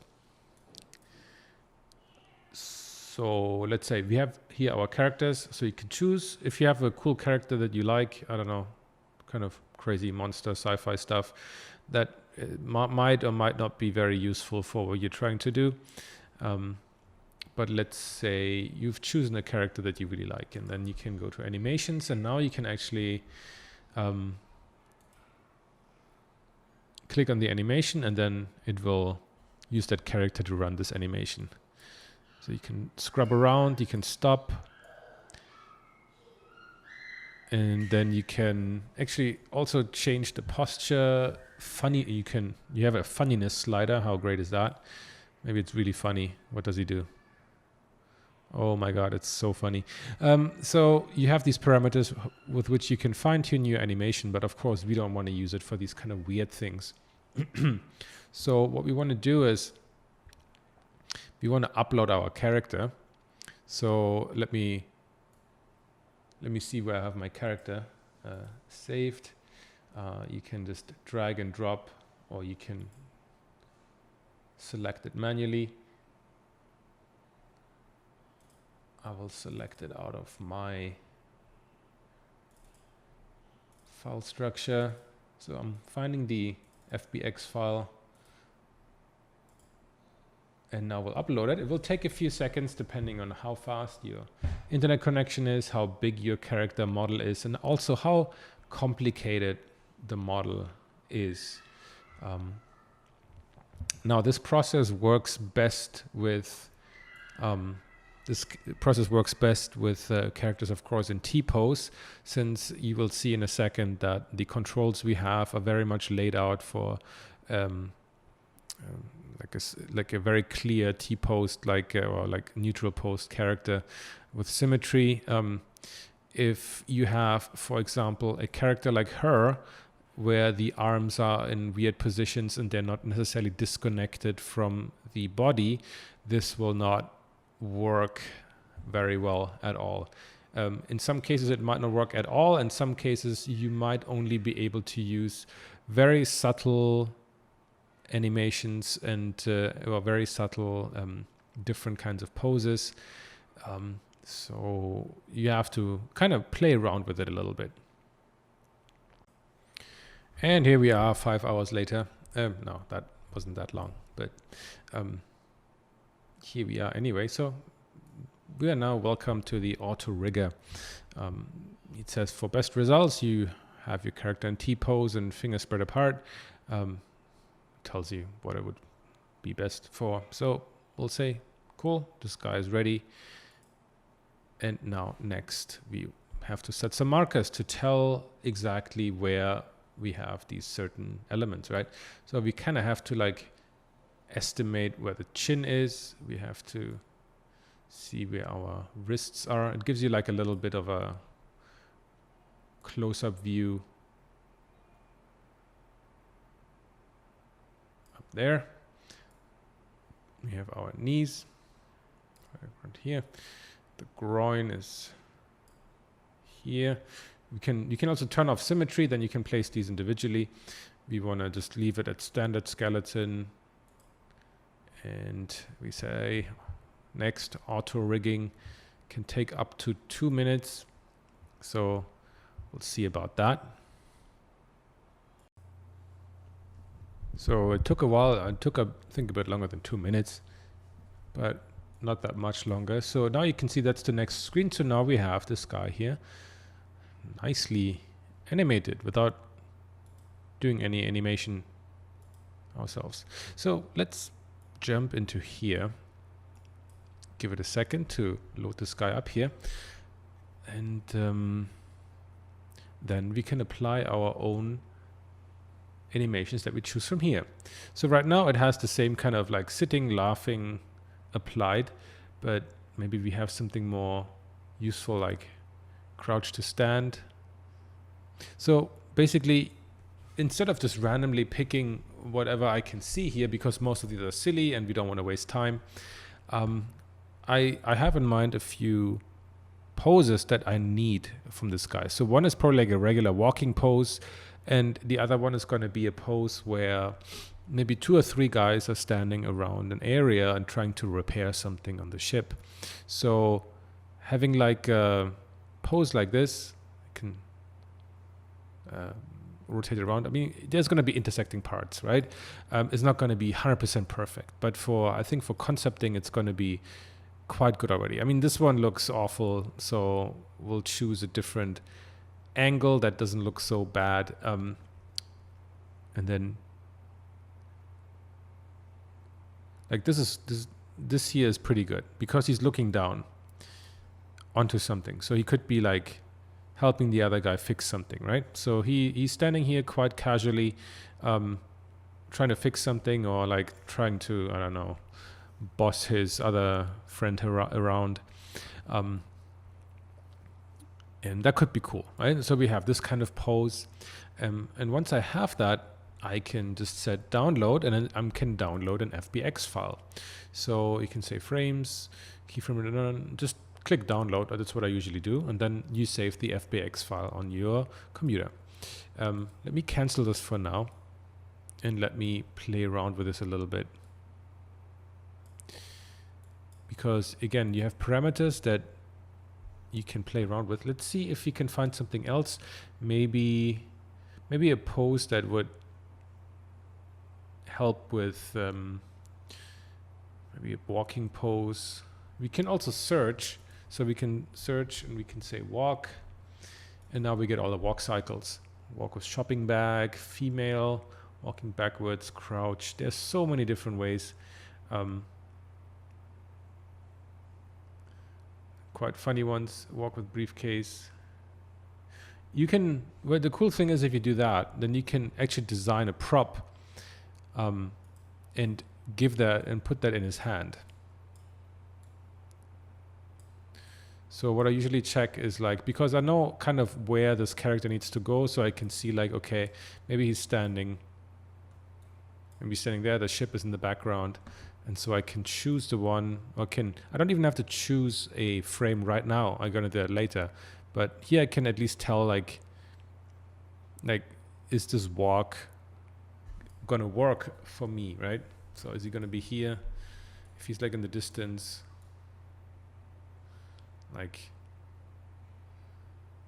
something like this is probably good, right? So I can play around with that, and then I can find one, maybe like a crouch or something. I want one where he actually also looks down. They even have poses. That's not even an animation, it's just a pose. Here he could be like, his wrist looks really bad, but he could be picking something up. And if we have him like from the distance, then this could already be fine. Or he's like reaching behind him to like get a tool or something. You can imagine, you can make up your story here. And if you group that with 2 or 3 other characters, then I think it's going to look pretty convincing. Since we're not going to be like here. Even though with the quality of this model, we could, but his animation really looks bad. So we can do that. Let's download these files, which I of course have already done, and bring them into Blender, and then see how we can deal with this animation file. So in Blender now, I just have the file that I have previously. Now we just say import FBX, and I have already a few of these here. I have kneeling down, putting down, and walking. So what we can do now is let's choose the putting down one. You need to actually, usually I disable the animation when I import other stuff, but this time we actually need the animation, of course. So we'll import that, give it a second.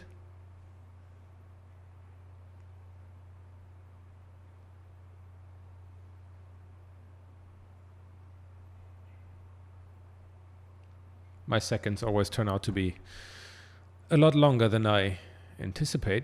So now we have this guy here. Let's scale him down. So he's the size that we need compared to the others. He's a bit big. Doesn't matter. Now we're not necessarily care about the scale right now. So you see that you have this guy and he has a rig attached. It's called an armature. And there's a pose and everything. So now we can actually go into our timeline, and you see that my computer is horribly slow. Basically, we can scrub around here, and you see that this guy is putting something down. And now I need to find the frame that I want.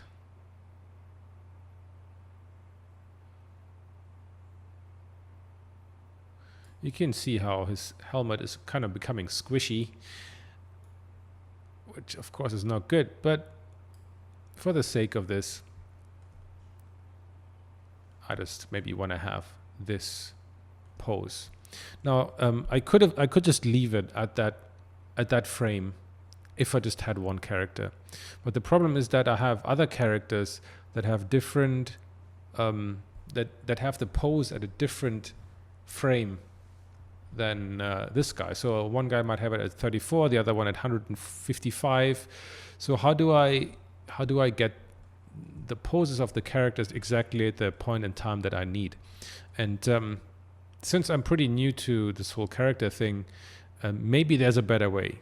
You can let me know. Please let me know. But the way I do it is as follows: that I pick the frame exactly here, make sure this is not moving or anything, and So what I need to do is I need to join these all together. So I select them all here in the outliner, press Ctrl J. Oh, sorry, I need to actually click on it, press Ctrl J. So now this is all one mesh. It's also good so I can easily move it around. And then I go into the modifier tab here. So you might have to open this one, by the way, the armature. You have to select the actual piece here, not the animation, armature, or pose, but the this piece here. And then you will also see that the modifier tab has changed in 2.9, and now you can actually move it around and stack it with other modifiers easily and move it. Great thing. Anyway, you've seen that probably on YouTube. You click the little drop down here and say apply. And now it's actually applied. So the armature will move, the rig, but the character will not move anymore. So that's exactly what I want. Now to get rid of all this nonsense here that maybe you don't want, I try to drag it here, it doesn't work. So I want to get rid of these things here. Can I say clear? No, I just need to, let me delete everything here. If I can I delete it? Delete. Boink. Okay, good.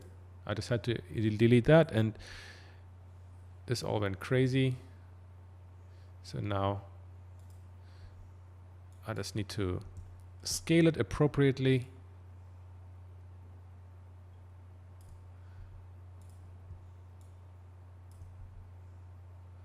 Make him the right size. And now I have exactly the pose I need for this whole thing. The good thing about Mixamo is that it keeps all the materials that are in the initial model. So it doesn't distort anything, it doesn't get rid of anything. This is actually mirrored, but it doesn't matter. So you see that I have all the materials here that were in the original. So I can just go back to, I don't know, relinking my textures or texturing it again or continuing to texture, whatever you wanted to do. I recommend, I mean, you can do it just afterwards. Or if you have this model already and you have it in there as well, all your linked textures will also work for this guy. In this case, they all have a 0.001 behind it, so you just need to relink it to the right material, because once you import it, it will actually make a copy of the material with the same name and just add a 001 behind it. So if you import multiple of these, you might have a 0.002, 0.003, depending on how many you import, with different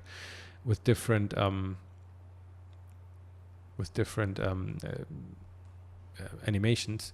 So the cool thing is he also is holding something, so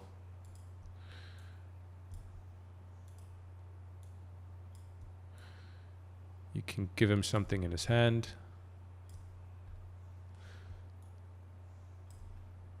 Whatever he's holding there, maybe a bottle of beer or a tool. I don't know, whatever he's looking at. So that is totally up to you. But you see, this could work, which is pretty cool. So now you can do that with all the characters that you decide to give a rig to through Mixamo or through other means. And that way you can assemble a scene. So I'll bring these guys back into my scene, just exactly the way I just showed you. So I got rid of some of the distracting elements here. So I just wanted to show you what I did with the characters.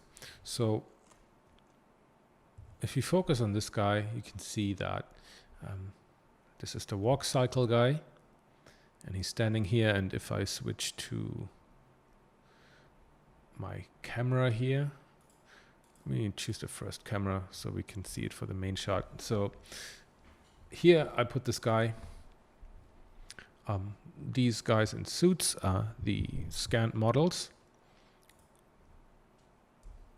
So you see I took a few of them. This is the same guys over here, just in a different angle. So in the camera, it doesn't look like really the same guy, or it's not noticeable. This lady here, she's waving to someone. She's waving to the lady over there, which is of course her identical clone, just facing a different direction and being in the dust. You can't really tell. So this guy's looking on his phone. Here's the guy with the trolley, also a scanned model. And then you see the rest of these guys are walking around. It's always the same character, sometimes further away, sometimes coming towards us, sometimes going left or right. Here the two guys who are working, so you can see that there's the guy kneeling and inspecting the piping, and then you have the guy looking down and trying to do something, and then on top you have the same guys again. So this is one guy, this is the same guy just standing down here, and if I'm in the right camera, here you can see that this doesn't really look like it's the same guy. This guy's kneeling here and there, I don't know, doing whatever they're doing. So it's kind of like a similar shot from what I saw in the reference that I took, and I kind of wanted to emulate that, of course, making a bit of a sci-fi version of it. So that's pretty much how I populated the scene with these characters.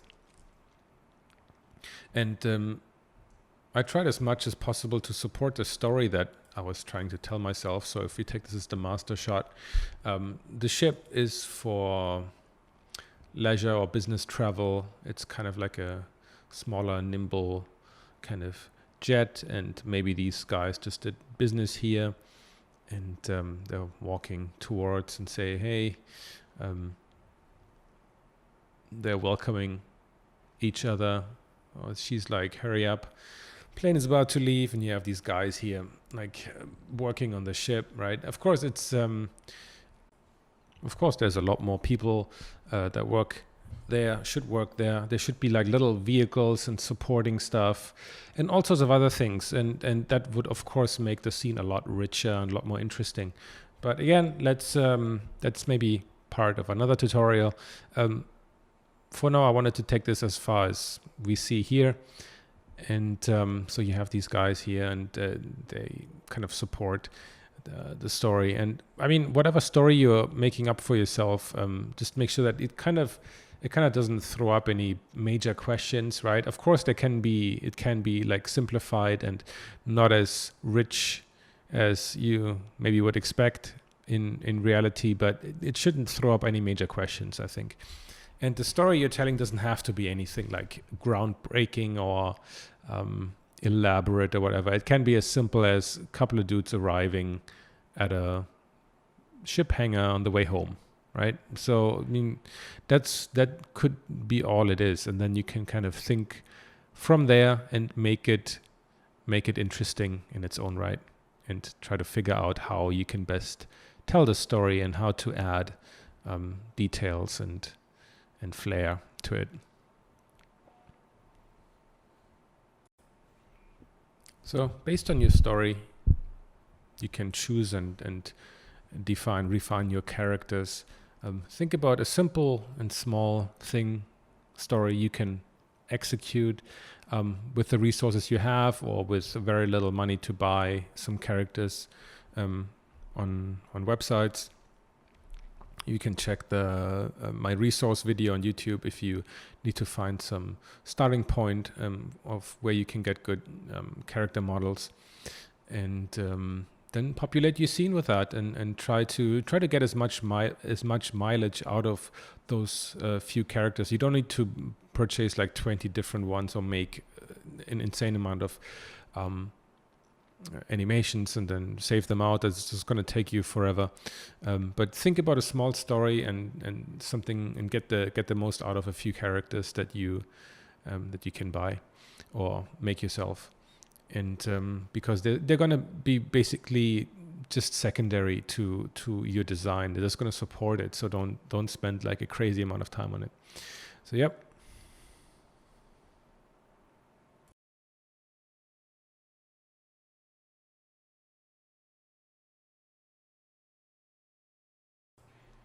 Before we're getting into the rendering, lighting portion of the video, I just wanted to quickly introduce some of the things with the new Blender 2.9 version that I'm using and that I highly recommend for this tutorial. I've mentioned it before, but now I wanted to just really highlight some of the things that this particular version can do now. So you can download it at builder.blender.org. As usual, there's a alpha version. It's been very, very stable. I had some crashes here and there, but overall, it's been really, really good. And the new features definitely make it worth it.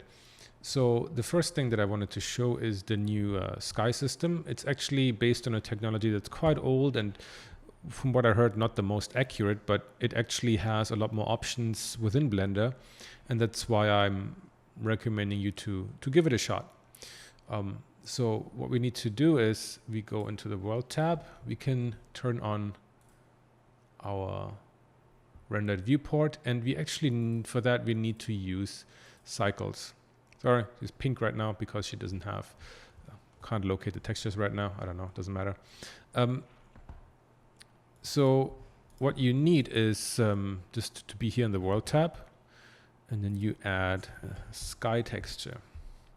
By default, it's set to Nishita. Okay, so we plug that in, and right away we have the sky dome here. This does not work in Eevee, just to let you know right away. We want to actually get rid of this sun I have in here. I don't need that right now because there's actually already a sun in here.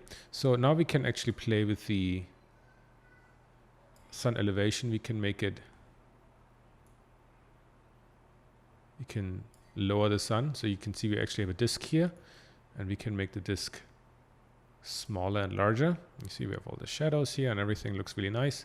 We can rotate the sun, which is very cool. So you see that's pretty nice. And we can also have additional settings, like for example the altitude. So if you want to do a shot in space, you can set it just to some really, really high number, and then you can do your flying spaceships. And we also have a couple of other parameters for which I do not know exactly 100% what air does, but you get the visual effect of it. And then there's dust in the air, or the amount of ozone. So you get very different results based on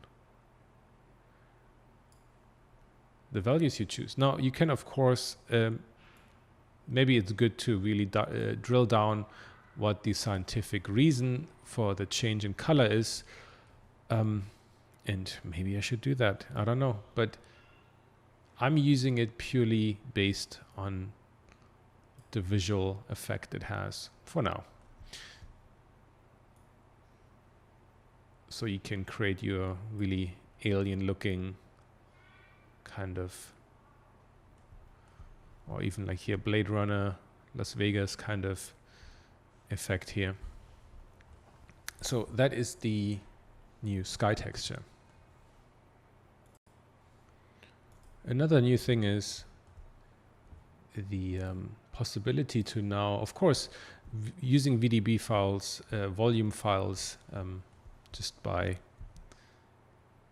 adding something here in the volume tab, import OpenVDB, that has been added in 2.83. But what is new in the newer builds of 2.9 is the possibility to actually create your own VDBs really quickly in Blender itself. So I'm just going to add I'm just going to show you an example, right? Just a really quick example of how this works. So we have a plane here. Now we say object, quick effects, quick smoke. I mean, that is the best and quick smoke effect you can do in Blender. So I'll just create a large volume here. And then you know that we can switch this to the timeline, and then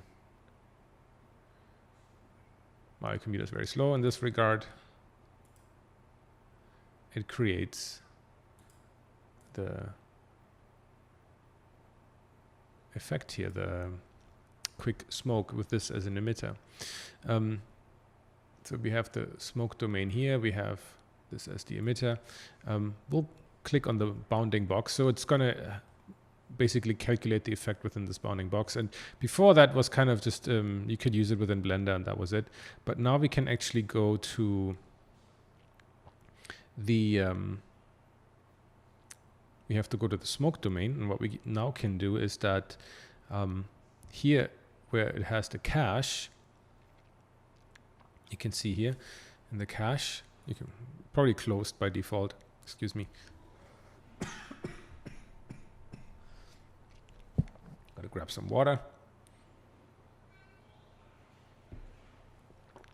By default it's closed, go into the cache, and then you see actually that there's a format volumes open VDB. You click that. If it's not already selected, you select an output for your file, wherever you want to have it, and then you want to change the type here from replay to modular. And then suddenly this little thing pops up here under settings, which says bake data. So we can actually click on that. It's going to take a second.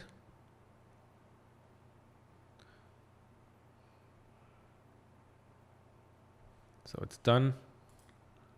We can review that thing we did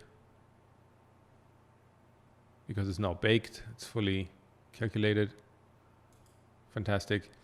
But what it also did is that in the directory that we specified, it saved all of the each frame as a VDB file. So on my other monitor, I'm just gonna check that. It has created 2 folders which are called data and config.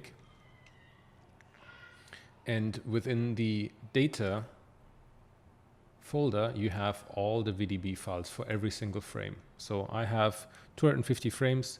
I have 250 VDBs in here. So now I can actually just drag and drop a VDB into here. Let me get rid of my smoke domain and the plane. And now I just drag that VDB into here. And it looks hilarious. It looks kind of like a old school telephone.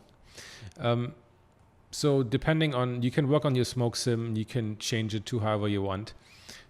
In terms of shape and quality, you can see here it's quite blocky. It's not very high quality, but we can go back to our shader editor. We can add a new material, and we have given this thing now a material. So we can turn on our sky system here again, and you see that we have this beautiful little mushroom here, and it's a nice VDB. So we can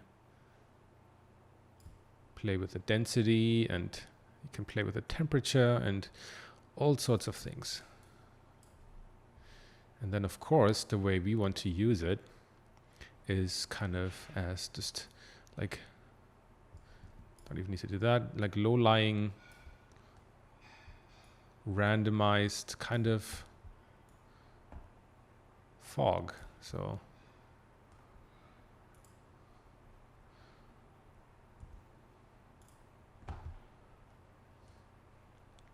if we quickly do some stuff here,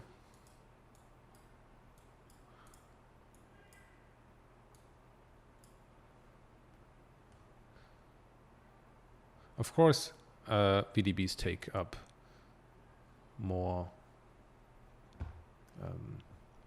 power, and I'm here on a CPU, so it's taxing all my cores, of course. So, but you can see that we can have like interesting kind of fog with variations in density. And the more time you spend, of course, on making a nice, cool looking VDB, the better this is going to look in the end, right? So we can crank up the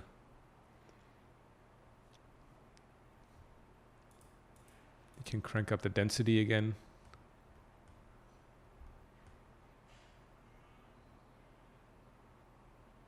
So basically now you don't have to rely on different kinds of VDBs that you purchase anymore.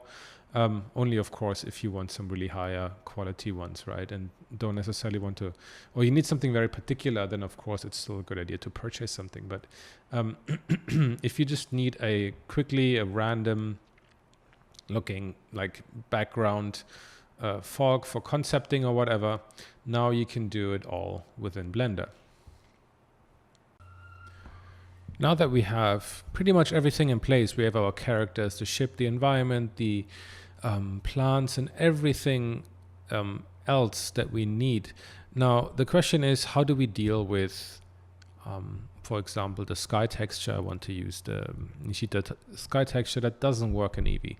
So our usual workflow of kind of look developing it in Eevee and then rendering it out in cycles doesn't work. And I found for this scene also that I wanted to try to render it out in cycles because it looked a lot nicer with all the fog and everything and the sky texture and everything. So I wanted to give you an alternative to the usual workflow that I have with Eevee. And since cycles does allow for a bit of a prettier image, and since we're focusing our efforts here on the presentation, on doing something final for a book, for marketing presentation, for whatever, let's use cycles as our final mode of rendering it out. But yeah, how do we deal with that if the sky texture doesn't work in Eevee at all? So what I did for this is actually I built, you kind of have to build yourself a dummy that kind of works. And I left, if I switch it on, I left all the main values for everything adjusted to cycles. And that's why the scene looks a bit overly bright and the ship doesn't really look that nice in this version. But I needed to get somewhat close to how the render looked in cycles in order to play around with everything in Eevee, because again, my machine is a Mac. I don't have a GPU render engine here. Cycles only supports CPU on a Mac, so I need to do it that way. So I have this setup here with an HDRI, which is a sunset, which has the sun in roughly the same location as before. I mean, I'm not going to use this, is purely for information purposes. I also have a sun in there, which I don't need with a sky texture, but in order to mimic somewhat the shadows and everything, I needed to do this. So you kind of have to build yourself this little crutch in order to do the look dev that we need to do. And honestly, I mean, at this point, I've shown everything else before. At this point, we're just looking to dial in the final frame, and then we're pretty much done with this. So we have put all our characters in the position we need to. I have the fog here as well. If I enable that, it's just going to blow totally out of it, because the sun does a lot of interaction with the like the sun can interact with this very well, but for example, like our emissive textures here in the engine, they don't interact with the smoke in Eevee at all. And also in the back, we're not getting any interaction. We would have to place, I guess, other lights again to get any sort of interaction, but this kind of stuff looks still a lot better in cycles. And again, this is a bit different from a usual concept workflow that I would recommend, where here we are a bit more deliberate with our locked off kind of frame and requirements, and here we can use this a bit better. So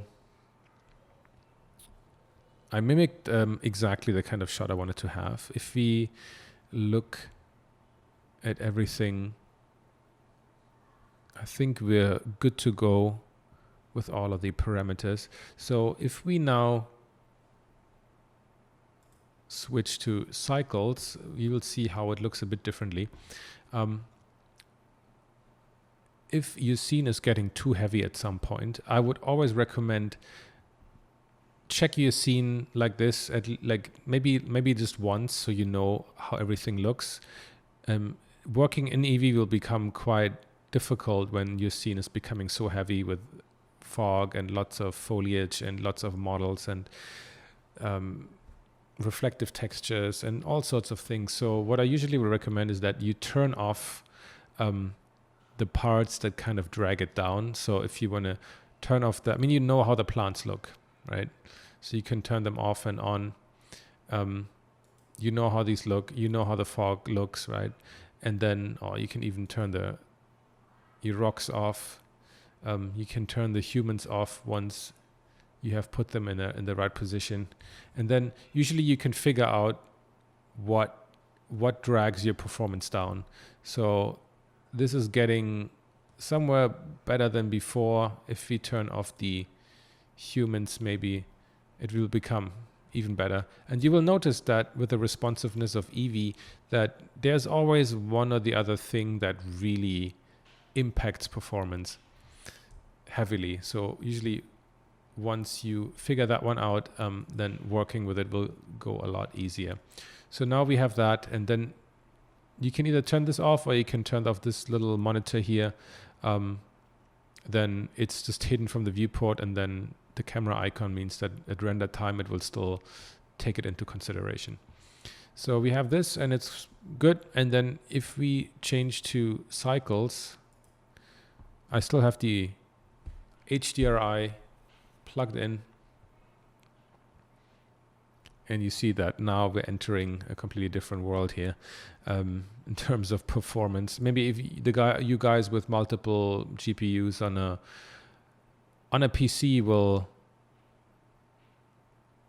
laugh at this and probably get still pretty good performance if you can even fit it into your memory. This scene is pretty heavy.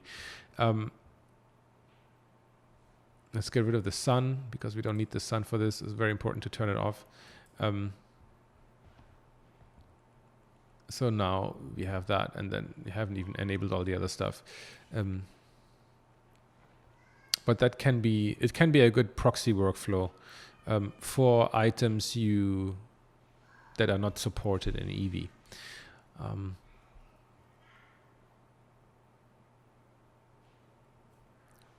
So now you see it takes forever to add anything, to really interact with the scene. But maybe it's a good reminder that for the people who think they need lots of crazy hardware to do this stuff, well, I'm showing you that you don't. You can even do this with CPU rendering if you have that and enough patience. So I have a 10-core CPU in here, and that's a far cry from the latest generation 24 or 32 core machines. So don't let a lack of hardware stop you from doing these kind of things, because you can still do it. So I let this work here, and you can see that I think the final frame in 4K resolution took me somewhere about like 2 or 3 hours to render out. So that's just how it goes. So one thing I wanted to show before we leave off, though, is that when I switch back to Eevee, one very important thing, what you could get out of Eevee are actually the new passes. That's also something added very recently in, I think, 2.83 or even some refinement in 2.9. When the beach ball stops, I can actually show you. So if you click this little triangle here in Eevee, something should happen when it stops going crazy. You have the render pass window. So here you can go into all sorts of different cool passes, shadow, ambient occlusion, and these can be sometimes very useful for compositing that stuff together in Photoshop. So the mist pass is usually the one I use the most. I will get to that in a second, but you should explore here what you can get out of it. You get the emissions only, which is cool if you have a lot of emissions. You have the shadow, which I introduced last time in my video, 3D production design, 3D environment design for production, sorry. And where I dive a bit deeper into how you can sketch with this pass. In any case, that's just something I quickly wanted to show you. And now it's down to rendering it out and looking at the different passes we need. Before we jump into Photoshop, I just wanted to quickly go over the different kind of passes again that we should render out. That will help us to composite this together in Photoshop a lot easier. So I'm just going to show you this based on this scene again, based on this camera angle. So the first thing, of course, is just the render pass, right? So we go into render mode, we render it out. One thing that you want to do is, since we want to use cycles, we should have the compositing setup to have the denoiser enabled. So we go in here, we should enable mist as well. We should enable denoising data. And then in the compositor, we click on use nodes, and you will be presented with the render layers and the composite, and they will be connected. And if it allows me to drag here, that would be nice. Okay. So the denoiser is something we have to add. So in the beginning, the image will be connected to the image. Then we want to say search denoise. You get that in here. And then you connect the noisy image to the image, denoising normal to the normal, denoising albedo to the albedo. And then connect that to the composite image. So that's one thing we have to do. Another thing we should do, and then you can save out the noisy layer and the denoised layer, the composite. We can save out those both if you want to do it like me. So you can, if you want to follow along, you save out those two. And then we want to have a few additional layers, passes. So one is, of course, the ID layer. And I mean, I've done this a lot of times, but I'll do it again. So you go into the normal mode here, and you choose lighting flat, color random. You get rid of the outline, you get rid of the overlays here. And now you have this, and then you say view, viewport, render image. And then you have that, and then you save that. Very good. So we can undo this again by going to Studio, Material, Outline, Show Overlays. And now we're back to our normal scene. So we have to do that for every frame, of course. So another thing that we should do is we should go to EV, and then we also want to make sure that mist is enabled. And then we actually go to the world icon, and then we have this mist pass here. And now we want to switch into rendered view in EV. And give it a second.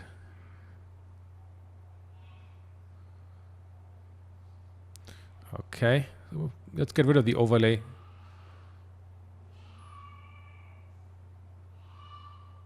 Okay, this scene is very, very heavy, very big. I added too many palm trees, so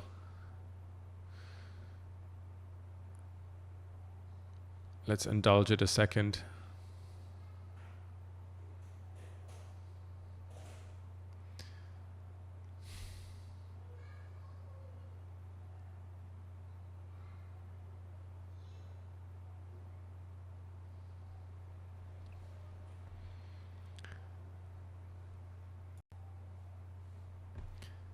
So we want to have a clear progression from dark to light, from the beginning of our scene to the end.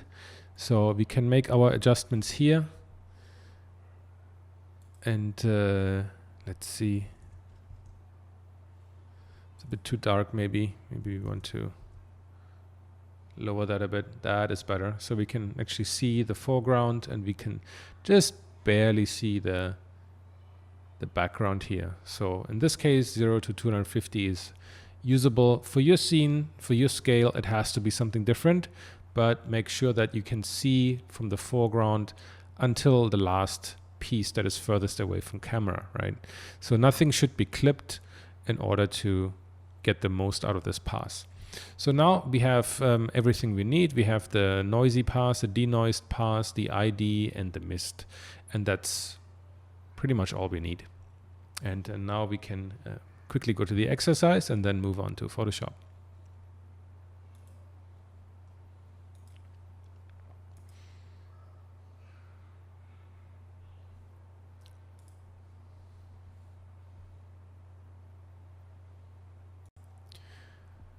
So of course for this exercise is add all the little things that you want, the VDBs, like add the lighting scenario you want.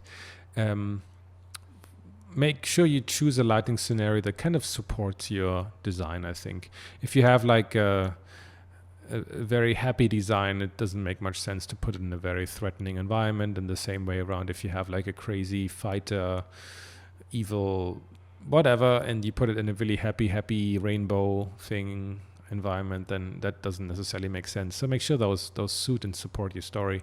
And then finally render out your scene with all the passes, and then we'll move on to Photoshop.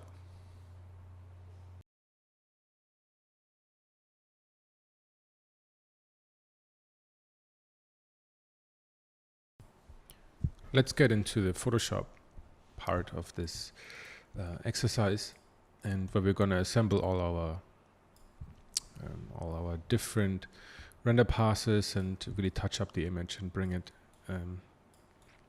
to a final polish for presentation. So I have all my stuff already prepared here, so I want to go through it with you. I have, as a first base layer, I have the denoised render image out of cycles. So you can see it's very clean and looks good. I mean, there's a variety of issues we have to address.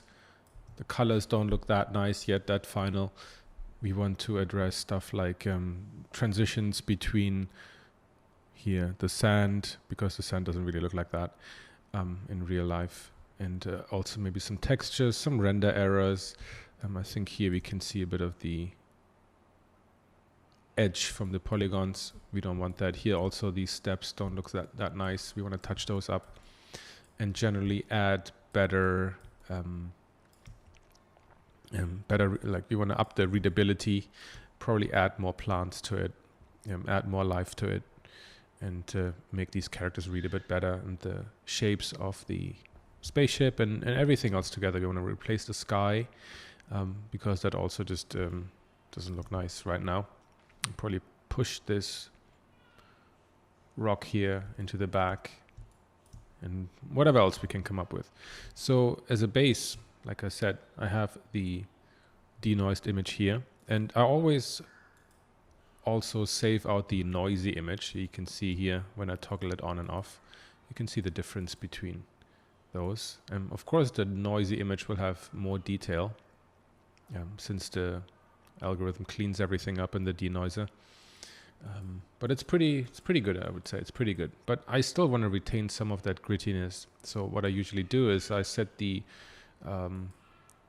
fill to about 20%. And when I turn it on and off, you can only see a hint of the noise, but which is quite nice. That's what I want.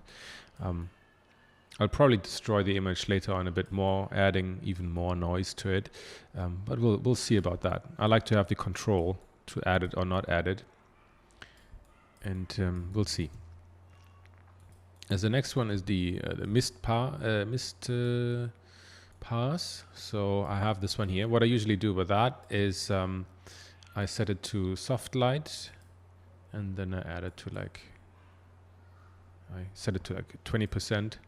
So it doesn't like dramatically change the image, but you can see how it gives depth separation to especially stuff like in the back here. Of course, like I said before, you need to set the values correctly so that you have a smooth progression from the element that's closest to your camera to the one that's furthest away, and that will change with every different render you do. So the next one is okay. So I have also the ID pass, which gives us the possibility option to select all these items quickly without having to use anything like the lasso tool.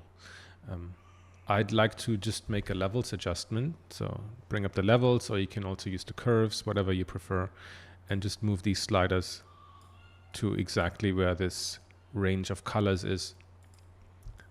And now it's a lot easier to select them.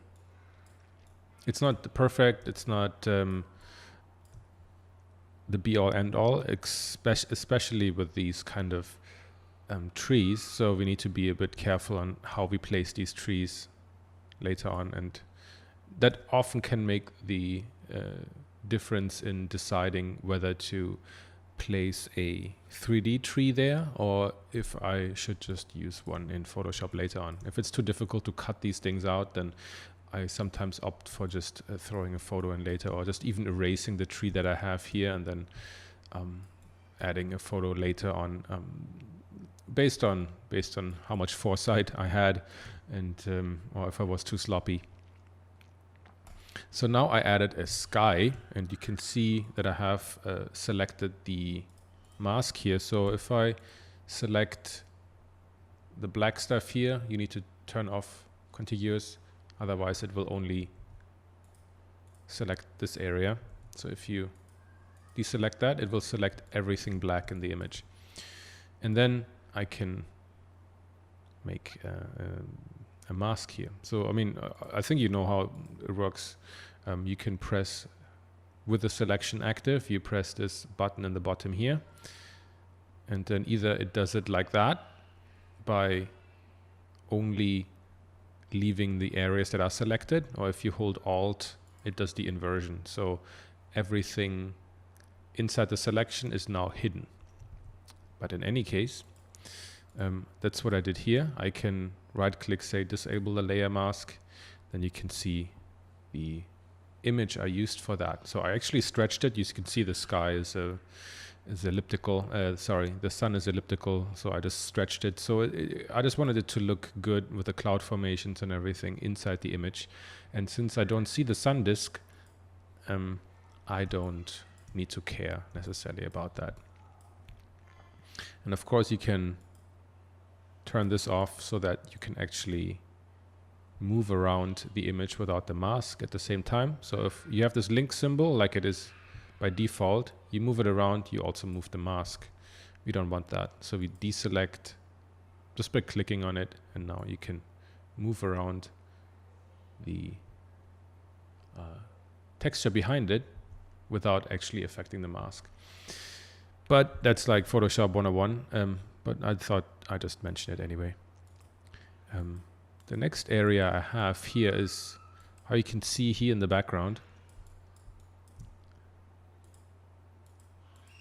how once I replaced the sky, there was actually an area where the sky was darker than the objects in front of it, which does not make any sense and it looks weird. So I needed to use the same mask, and I added with a gradient tool, I added these very ugly looking things, but since the layer mask is enabled, they're just behind here. So I get even a bit more separation. I basically push the sky further away to make this area back here kind of disappear, because it's not important and I don't want there to be any focus. There can just be dust here since we're on a desert planet or desert area on Earth. I just want it to be just kind of a bit dusty here in the back. And here I'll just add it so that it's proper, like people understand again that this is in front and the sky is behind it. Otherwise, if it feels like this area is behind the sky, like these shapes don't make any sense. And as a next step,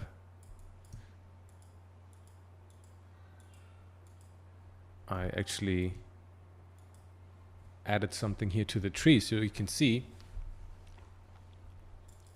that they have this white fringe here that happened because I just did a very rough magic wand selection here of these trees. And like I said before, like this can actually be the determining factor whether you should use a photo tree afterwards or actually put it tree here in 3D. Well, one way to get around that is by using that selection here, or actually I took this selection here and inverted it. A quick way on how to add these kind of masks to a different area without actually having to go through the process of selecting it and then doing the whole, like, click on the mask again. You just hold Alt and click and drag, and then you have the same mask applied to a different layer. So I did that, and then I quickly inverted it with Control I, and this is basically just black. I just color picked this area here, and with the gradient tool G, I just added some stuff here. I'll probably use the radial one, and then you can see how I add this here, and it just gets rid of this color, this white fringe around the tree. So it makes more sense, it looks better. So that's just a quick fix here. Just in case you're wondering, because I'm going through the layer stack here one by one, but it's actually pretty close to, or very, very close to the actual order of things I do. I mean, honestly, there's no right or wrong order in which to do these kind of things, as long as you arrive at a good result. But so I don't want to impose anything like, okay, you have to replace the sky first, and then you do this, and then you do that. That's not at all the way this works, right? It's like I often just jump around left and right, whatever area I see. But at least with the sky, it helps me to like see how the entire area will look like a bit better if I have the sky replaced first. So let's move up in the layer stack. So I'm adding a color dodge layer, meaning I just change the blend mode to color dodge and disable these two things here. Those need to be disabled, especially transparency shapes layer, because you can see the difference here. It basically takes into account, I think, the entire layer stack instead of just the latest one below. In any case, that's also a classic and nothing new, but I thought I'd mention it. So I just want to have a bit of light bleeding through this part of the ship here. It looks a bit nicer. And now I'm adding some foreground palm trees here. In this case, it's, you can see here, this piece here. It's just here on the left. It makes this area in front a bit more lush, gives it a bit more life. It's good that this particular photo has already this kind of light reflecting off here. I made it just a lot darker than it originally is. For this one, I used the masked photo pack from photobash.org for the palm trees. These masked photo packs are really, really, really a lifesaver, to be honest. I don't get sponsored by them. I didn't get these for free. I purchased them like everything else, and I just can highly, highly recommend them. They're super high quality, and these kind of masked packs really make a big difference. So I also have another palm tree here with a little area here cut out, which is this bottom here. So the palm tree doesn't look like it's coming from like out of frame, but it looks like it's actually planted down here. And if you move it around, you can see this is the palm tree. I also made it just a lot darker, so it fits in with the overall order of things in depth. And then I have some smaller palm trees here. You can see this is how it looks. Just make it dark, and I put it here. And I usually try to pay attention at least a little bit to the sun direction from the photo. I mean, for example, in this case, it doesn't make much sense. I think the sun would be coming from over here, but I think overall it's okay. It has that shadow and light on the right side. If it doesn't, then I mean, just flip it, right? And just flip horizontal, and then it's in the other direction. But these kind of little things you should pay attention to. And what else do we have? So yeah, I talked about separation before. What I mean is that, take a look at this guy before. It's quite dark behind him. So we need to add a bit of atmosphere behind him so we can see his silhouette properly. And same for this space dude here, which is actually just a fighter pilot, but I didn't have any other model right now, so I just used him. Now you can see that even if you make the image small, you can really tell that this guy is standing here. Without it, it gets kind of like, you can kind of probably guess that there's a human here, but we should make it really clear. And just imagine that, I mean, with landscape orientation, you already have a very hard time to be noticed on platforms like Instagram. So if somebody is flicking through like really quickly and you get like 2 seconds of someone's attention in the feed, then you need to make sure that everything is readable, right? And that's just basically the idea behind it. The same thing, I mean, it comes from movies where this kind of scene can only be on screen for like a second and everything needs to be perfectly readable and people need to be able to understand it. And that is not only count for these kind of characters, but also for the overall ship shape and all the major elements in your scene. Doesn't mean that everything has to be completely sharp and silhouetted and everything, but your main areas that you want to tell the story about need to be. And it can actually be a tool that you reduce the kind of contrast that you have over elements at the outside or elements that are not so important. You can reduce the contrast so that there's less attention on them. So here is what I was talking about earlier, that we need to give some randomness to the sand. I mean, I honestly didn't do like a perfect job here. You could do this way, way nicer, and maybe I should have. But you only realize these things after the fact. So I added some random patches here. I wanted to have some piles of sand here and some dust. Probably could add more dust. And also, for some reason, the steps here didn't show up. So if you go to the edge here, you see that there's actually steps here. And I guess the sun came in at an angle that they were all in shadow. But in this case, we need to take artistic license and need to make the people understand the geometry, the architecture of this thing. So I just added a light reflection at the edge of these steps where the sun is, so that people understand that these guys are not, they just came from here, right? And it's unlikely they would have just like jumped up like a meter high step in their business clothing. So it needs to be clear that they actually walked up here.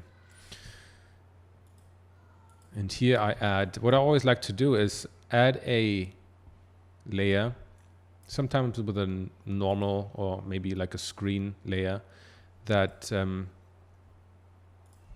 gives a bit of light bleed overall to these areas that are next to large openings. So the sky is very bright and it will probably create this kind of like bleached out effect around these areas which are closer to these kind of openings. Further inside where there's more shadow, you can usually leave it. But here there will be some light bleeding.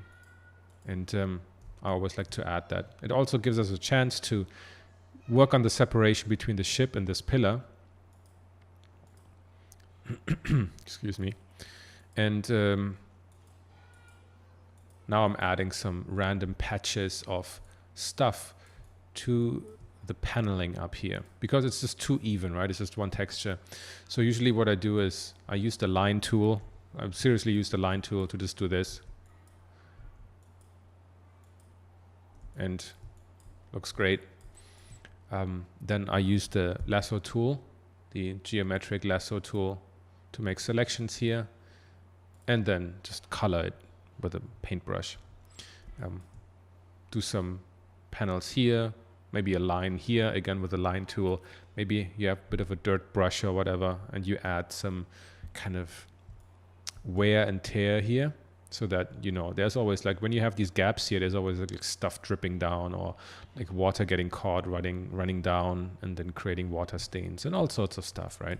So just generally thinking a little bit about how things would wear off over time, and then just using these things as cues for people to understand. Like, I honestly only have it here in the main pillar, and in the other areas I don't even have it, right?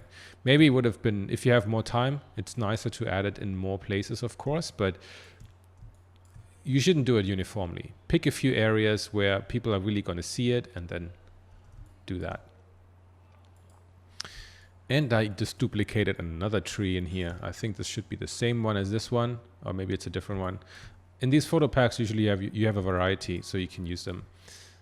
And I felt like, honestly, it was a decision based on time.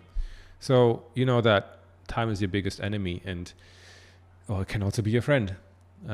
But usually, how I make these decisions on whether to put something in front, or where to put things, what to cover up, what to reveal, are often driven by, okay, how much time do I have left to send this message to my client, right? How many hours do I have left to do this? Do I have time to really figure out a different solution for here, put something in the back, do something nice with this pillar, or do I just want to cover it up? And in this case, I just decided to cover it up because actually there's already kind of a dark element here in terms of composition, so it doesn't really make much difference if I add something in front. In this case, actually, it helps the composition, I think, because it helps us get more depth.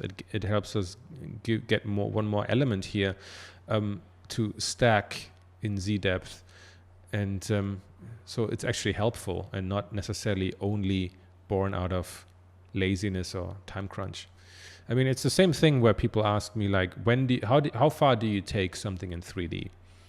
And usually that decision is just completely driven by, of course, experience and also confidence. It depends on, like, how many times is this particular thing gonna show up in my renders? Is it gonna be a crucial element that is gonna be in 5 different renders?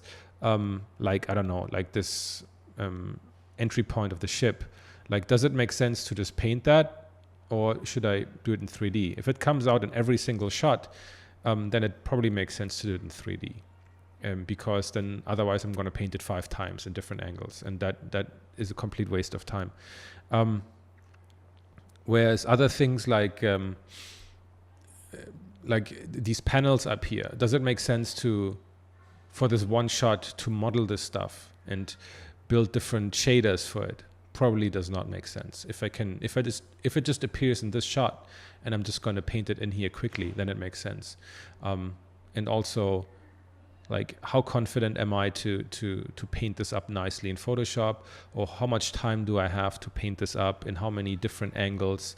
How long does basically, if you do it in 3D, the render time also factors in. Like, you can make it really nice in 3D, but if every frame takes like 2 hours to render, like, how much time are you losing just for that satisfaction that you did something in 3D? So you need to really, really think about this kind of stuff. And for me, all these considerations are purely born out of, okay, how much time do I have left? How many images do I need to do?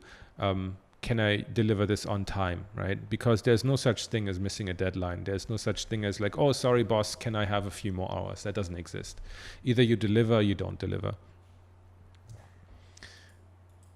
So back to pixels.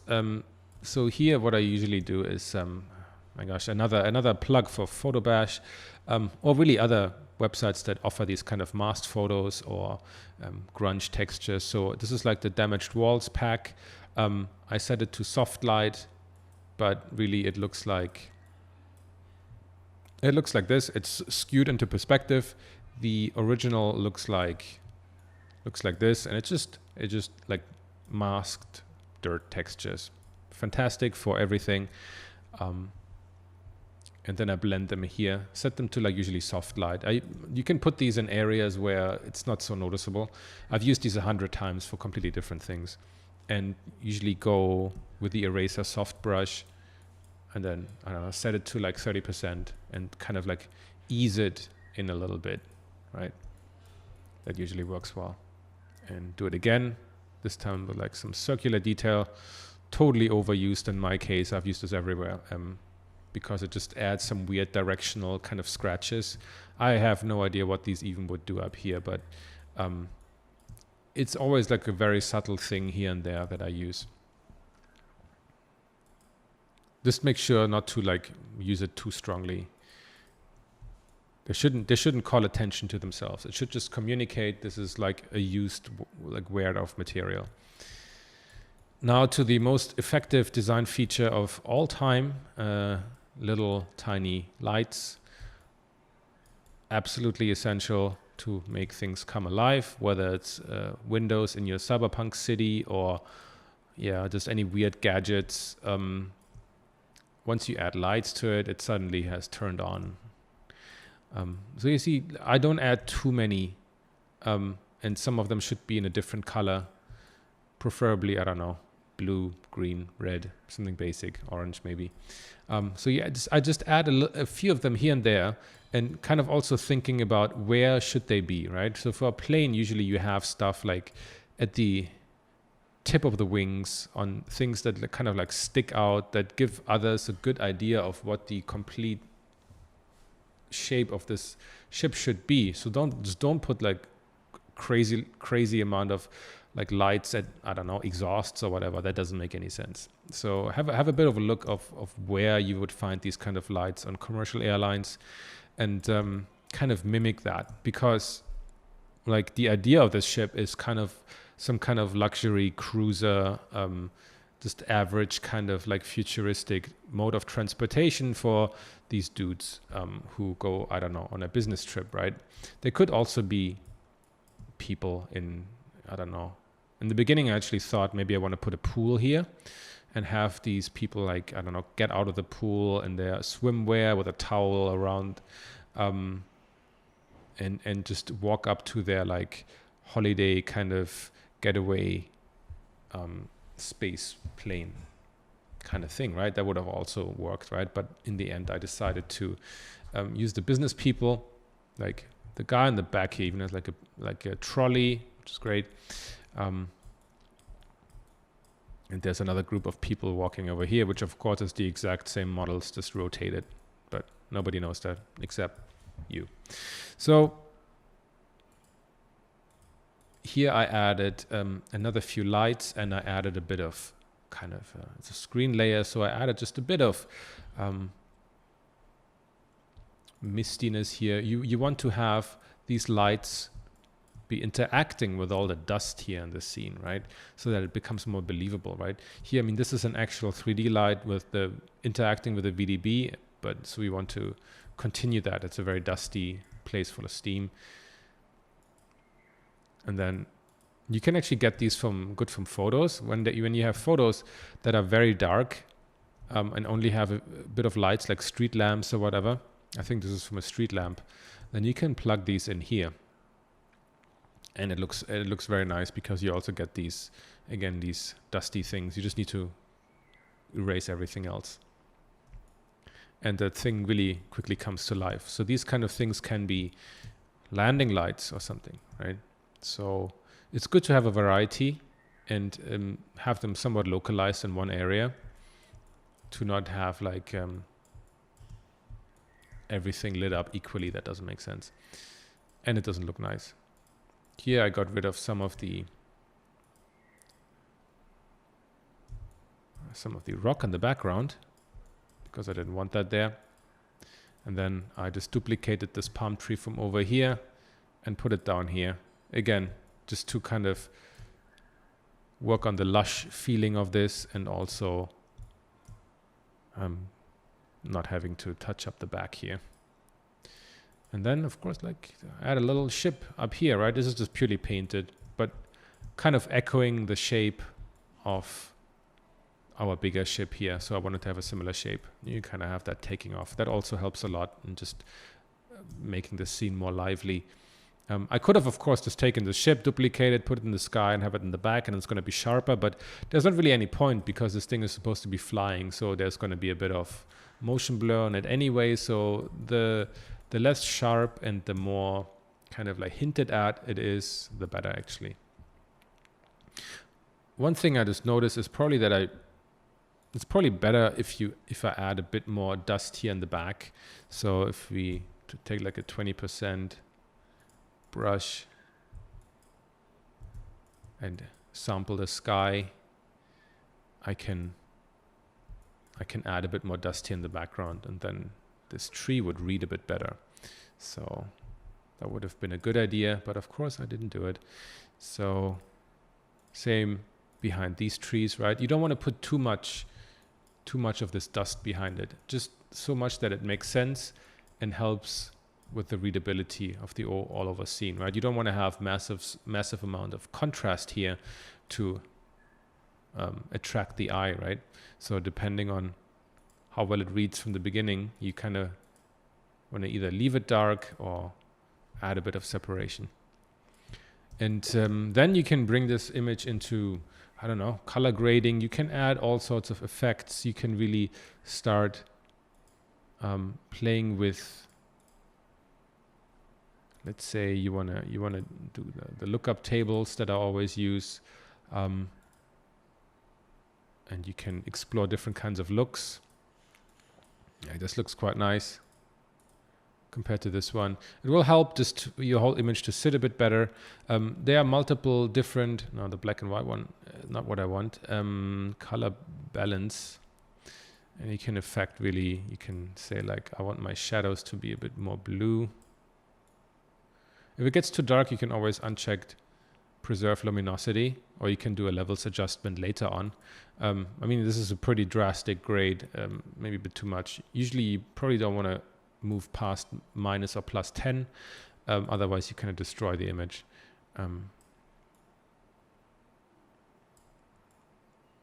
So you can play around. I mean, I've introduced before Lightroom as a grading tool, which can give some really interesting results because it has more better photographical grading tools. You can also use free options like the free version of DaVinci Resolve, which is actually a film tool, but it has industry standard color grading capabilities. So that's something I'm looking into, and I hopefully can present that to you at some point in the future once I get a better handle on it myself, because my understanding of that program is not very deep yet.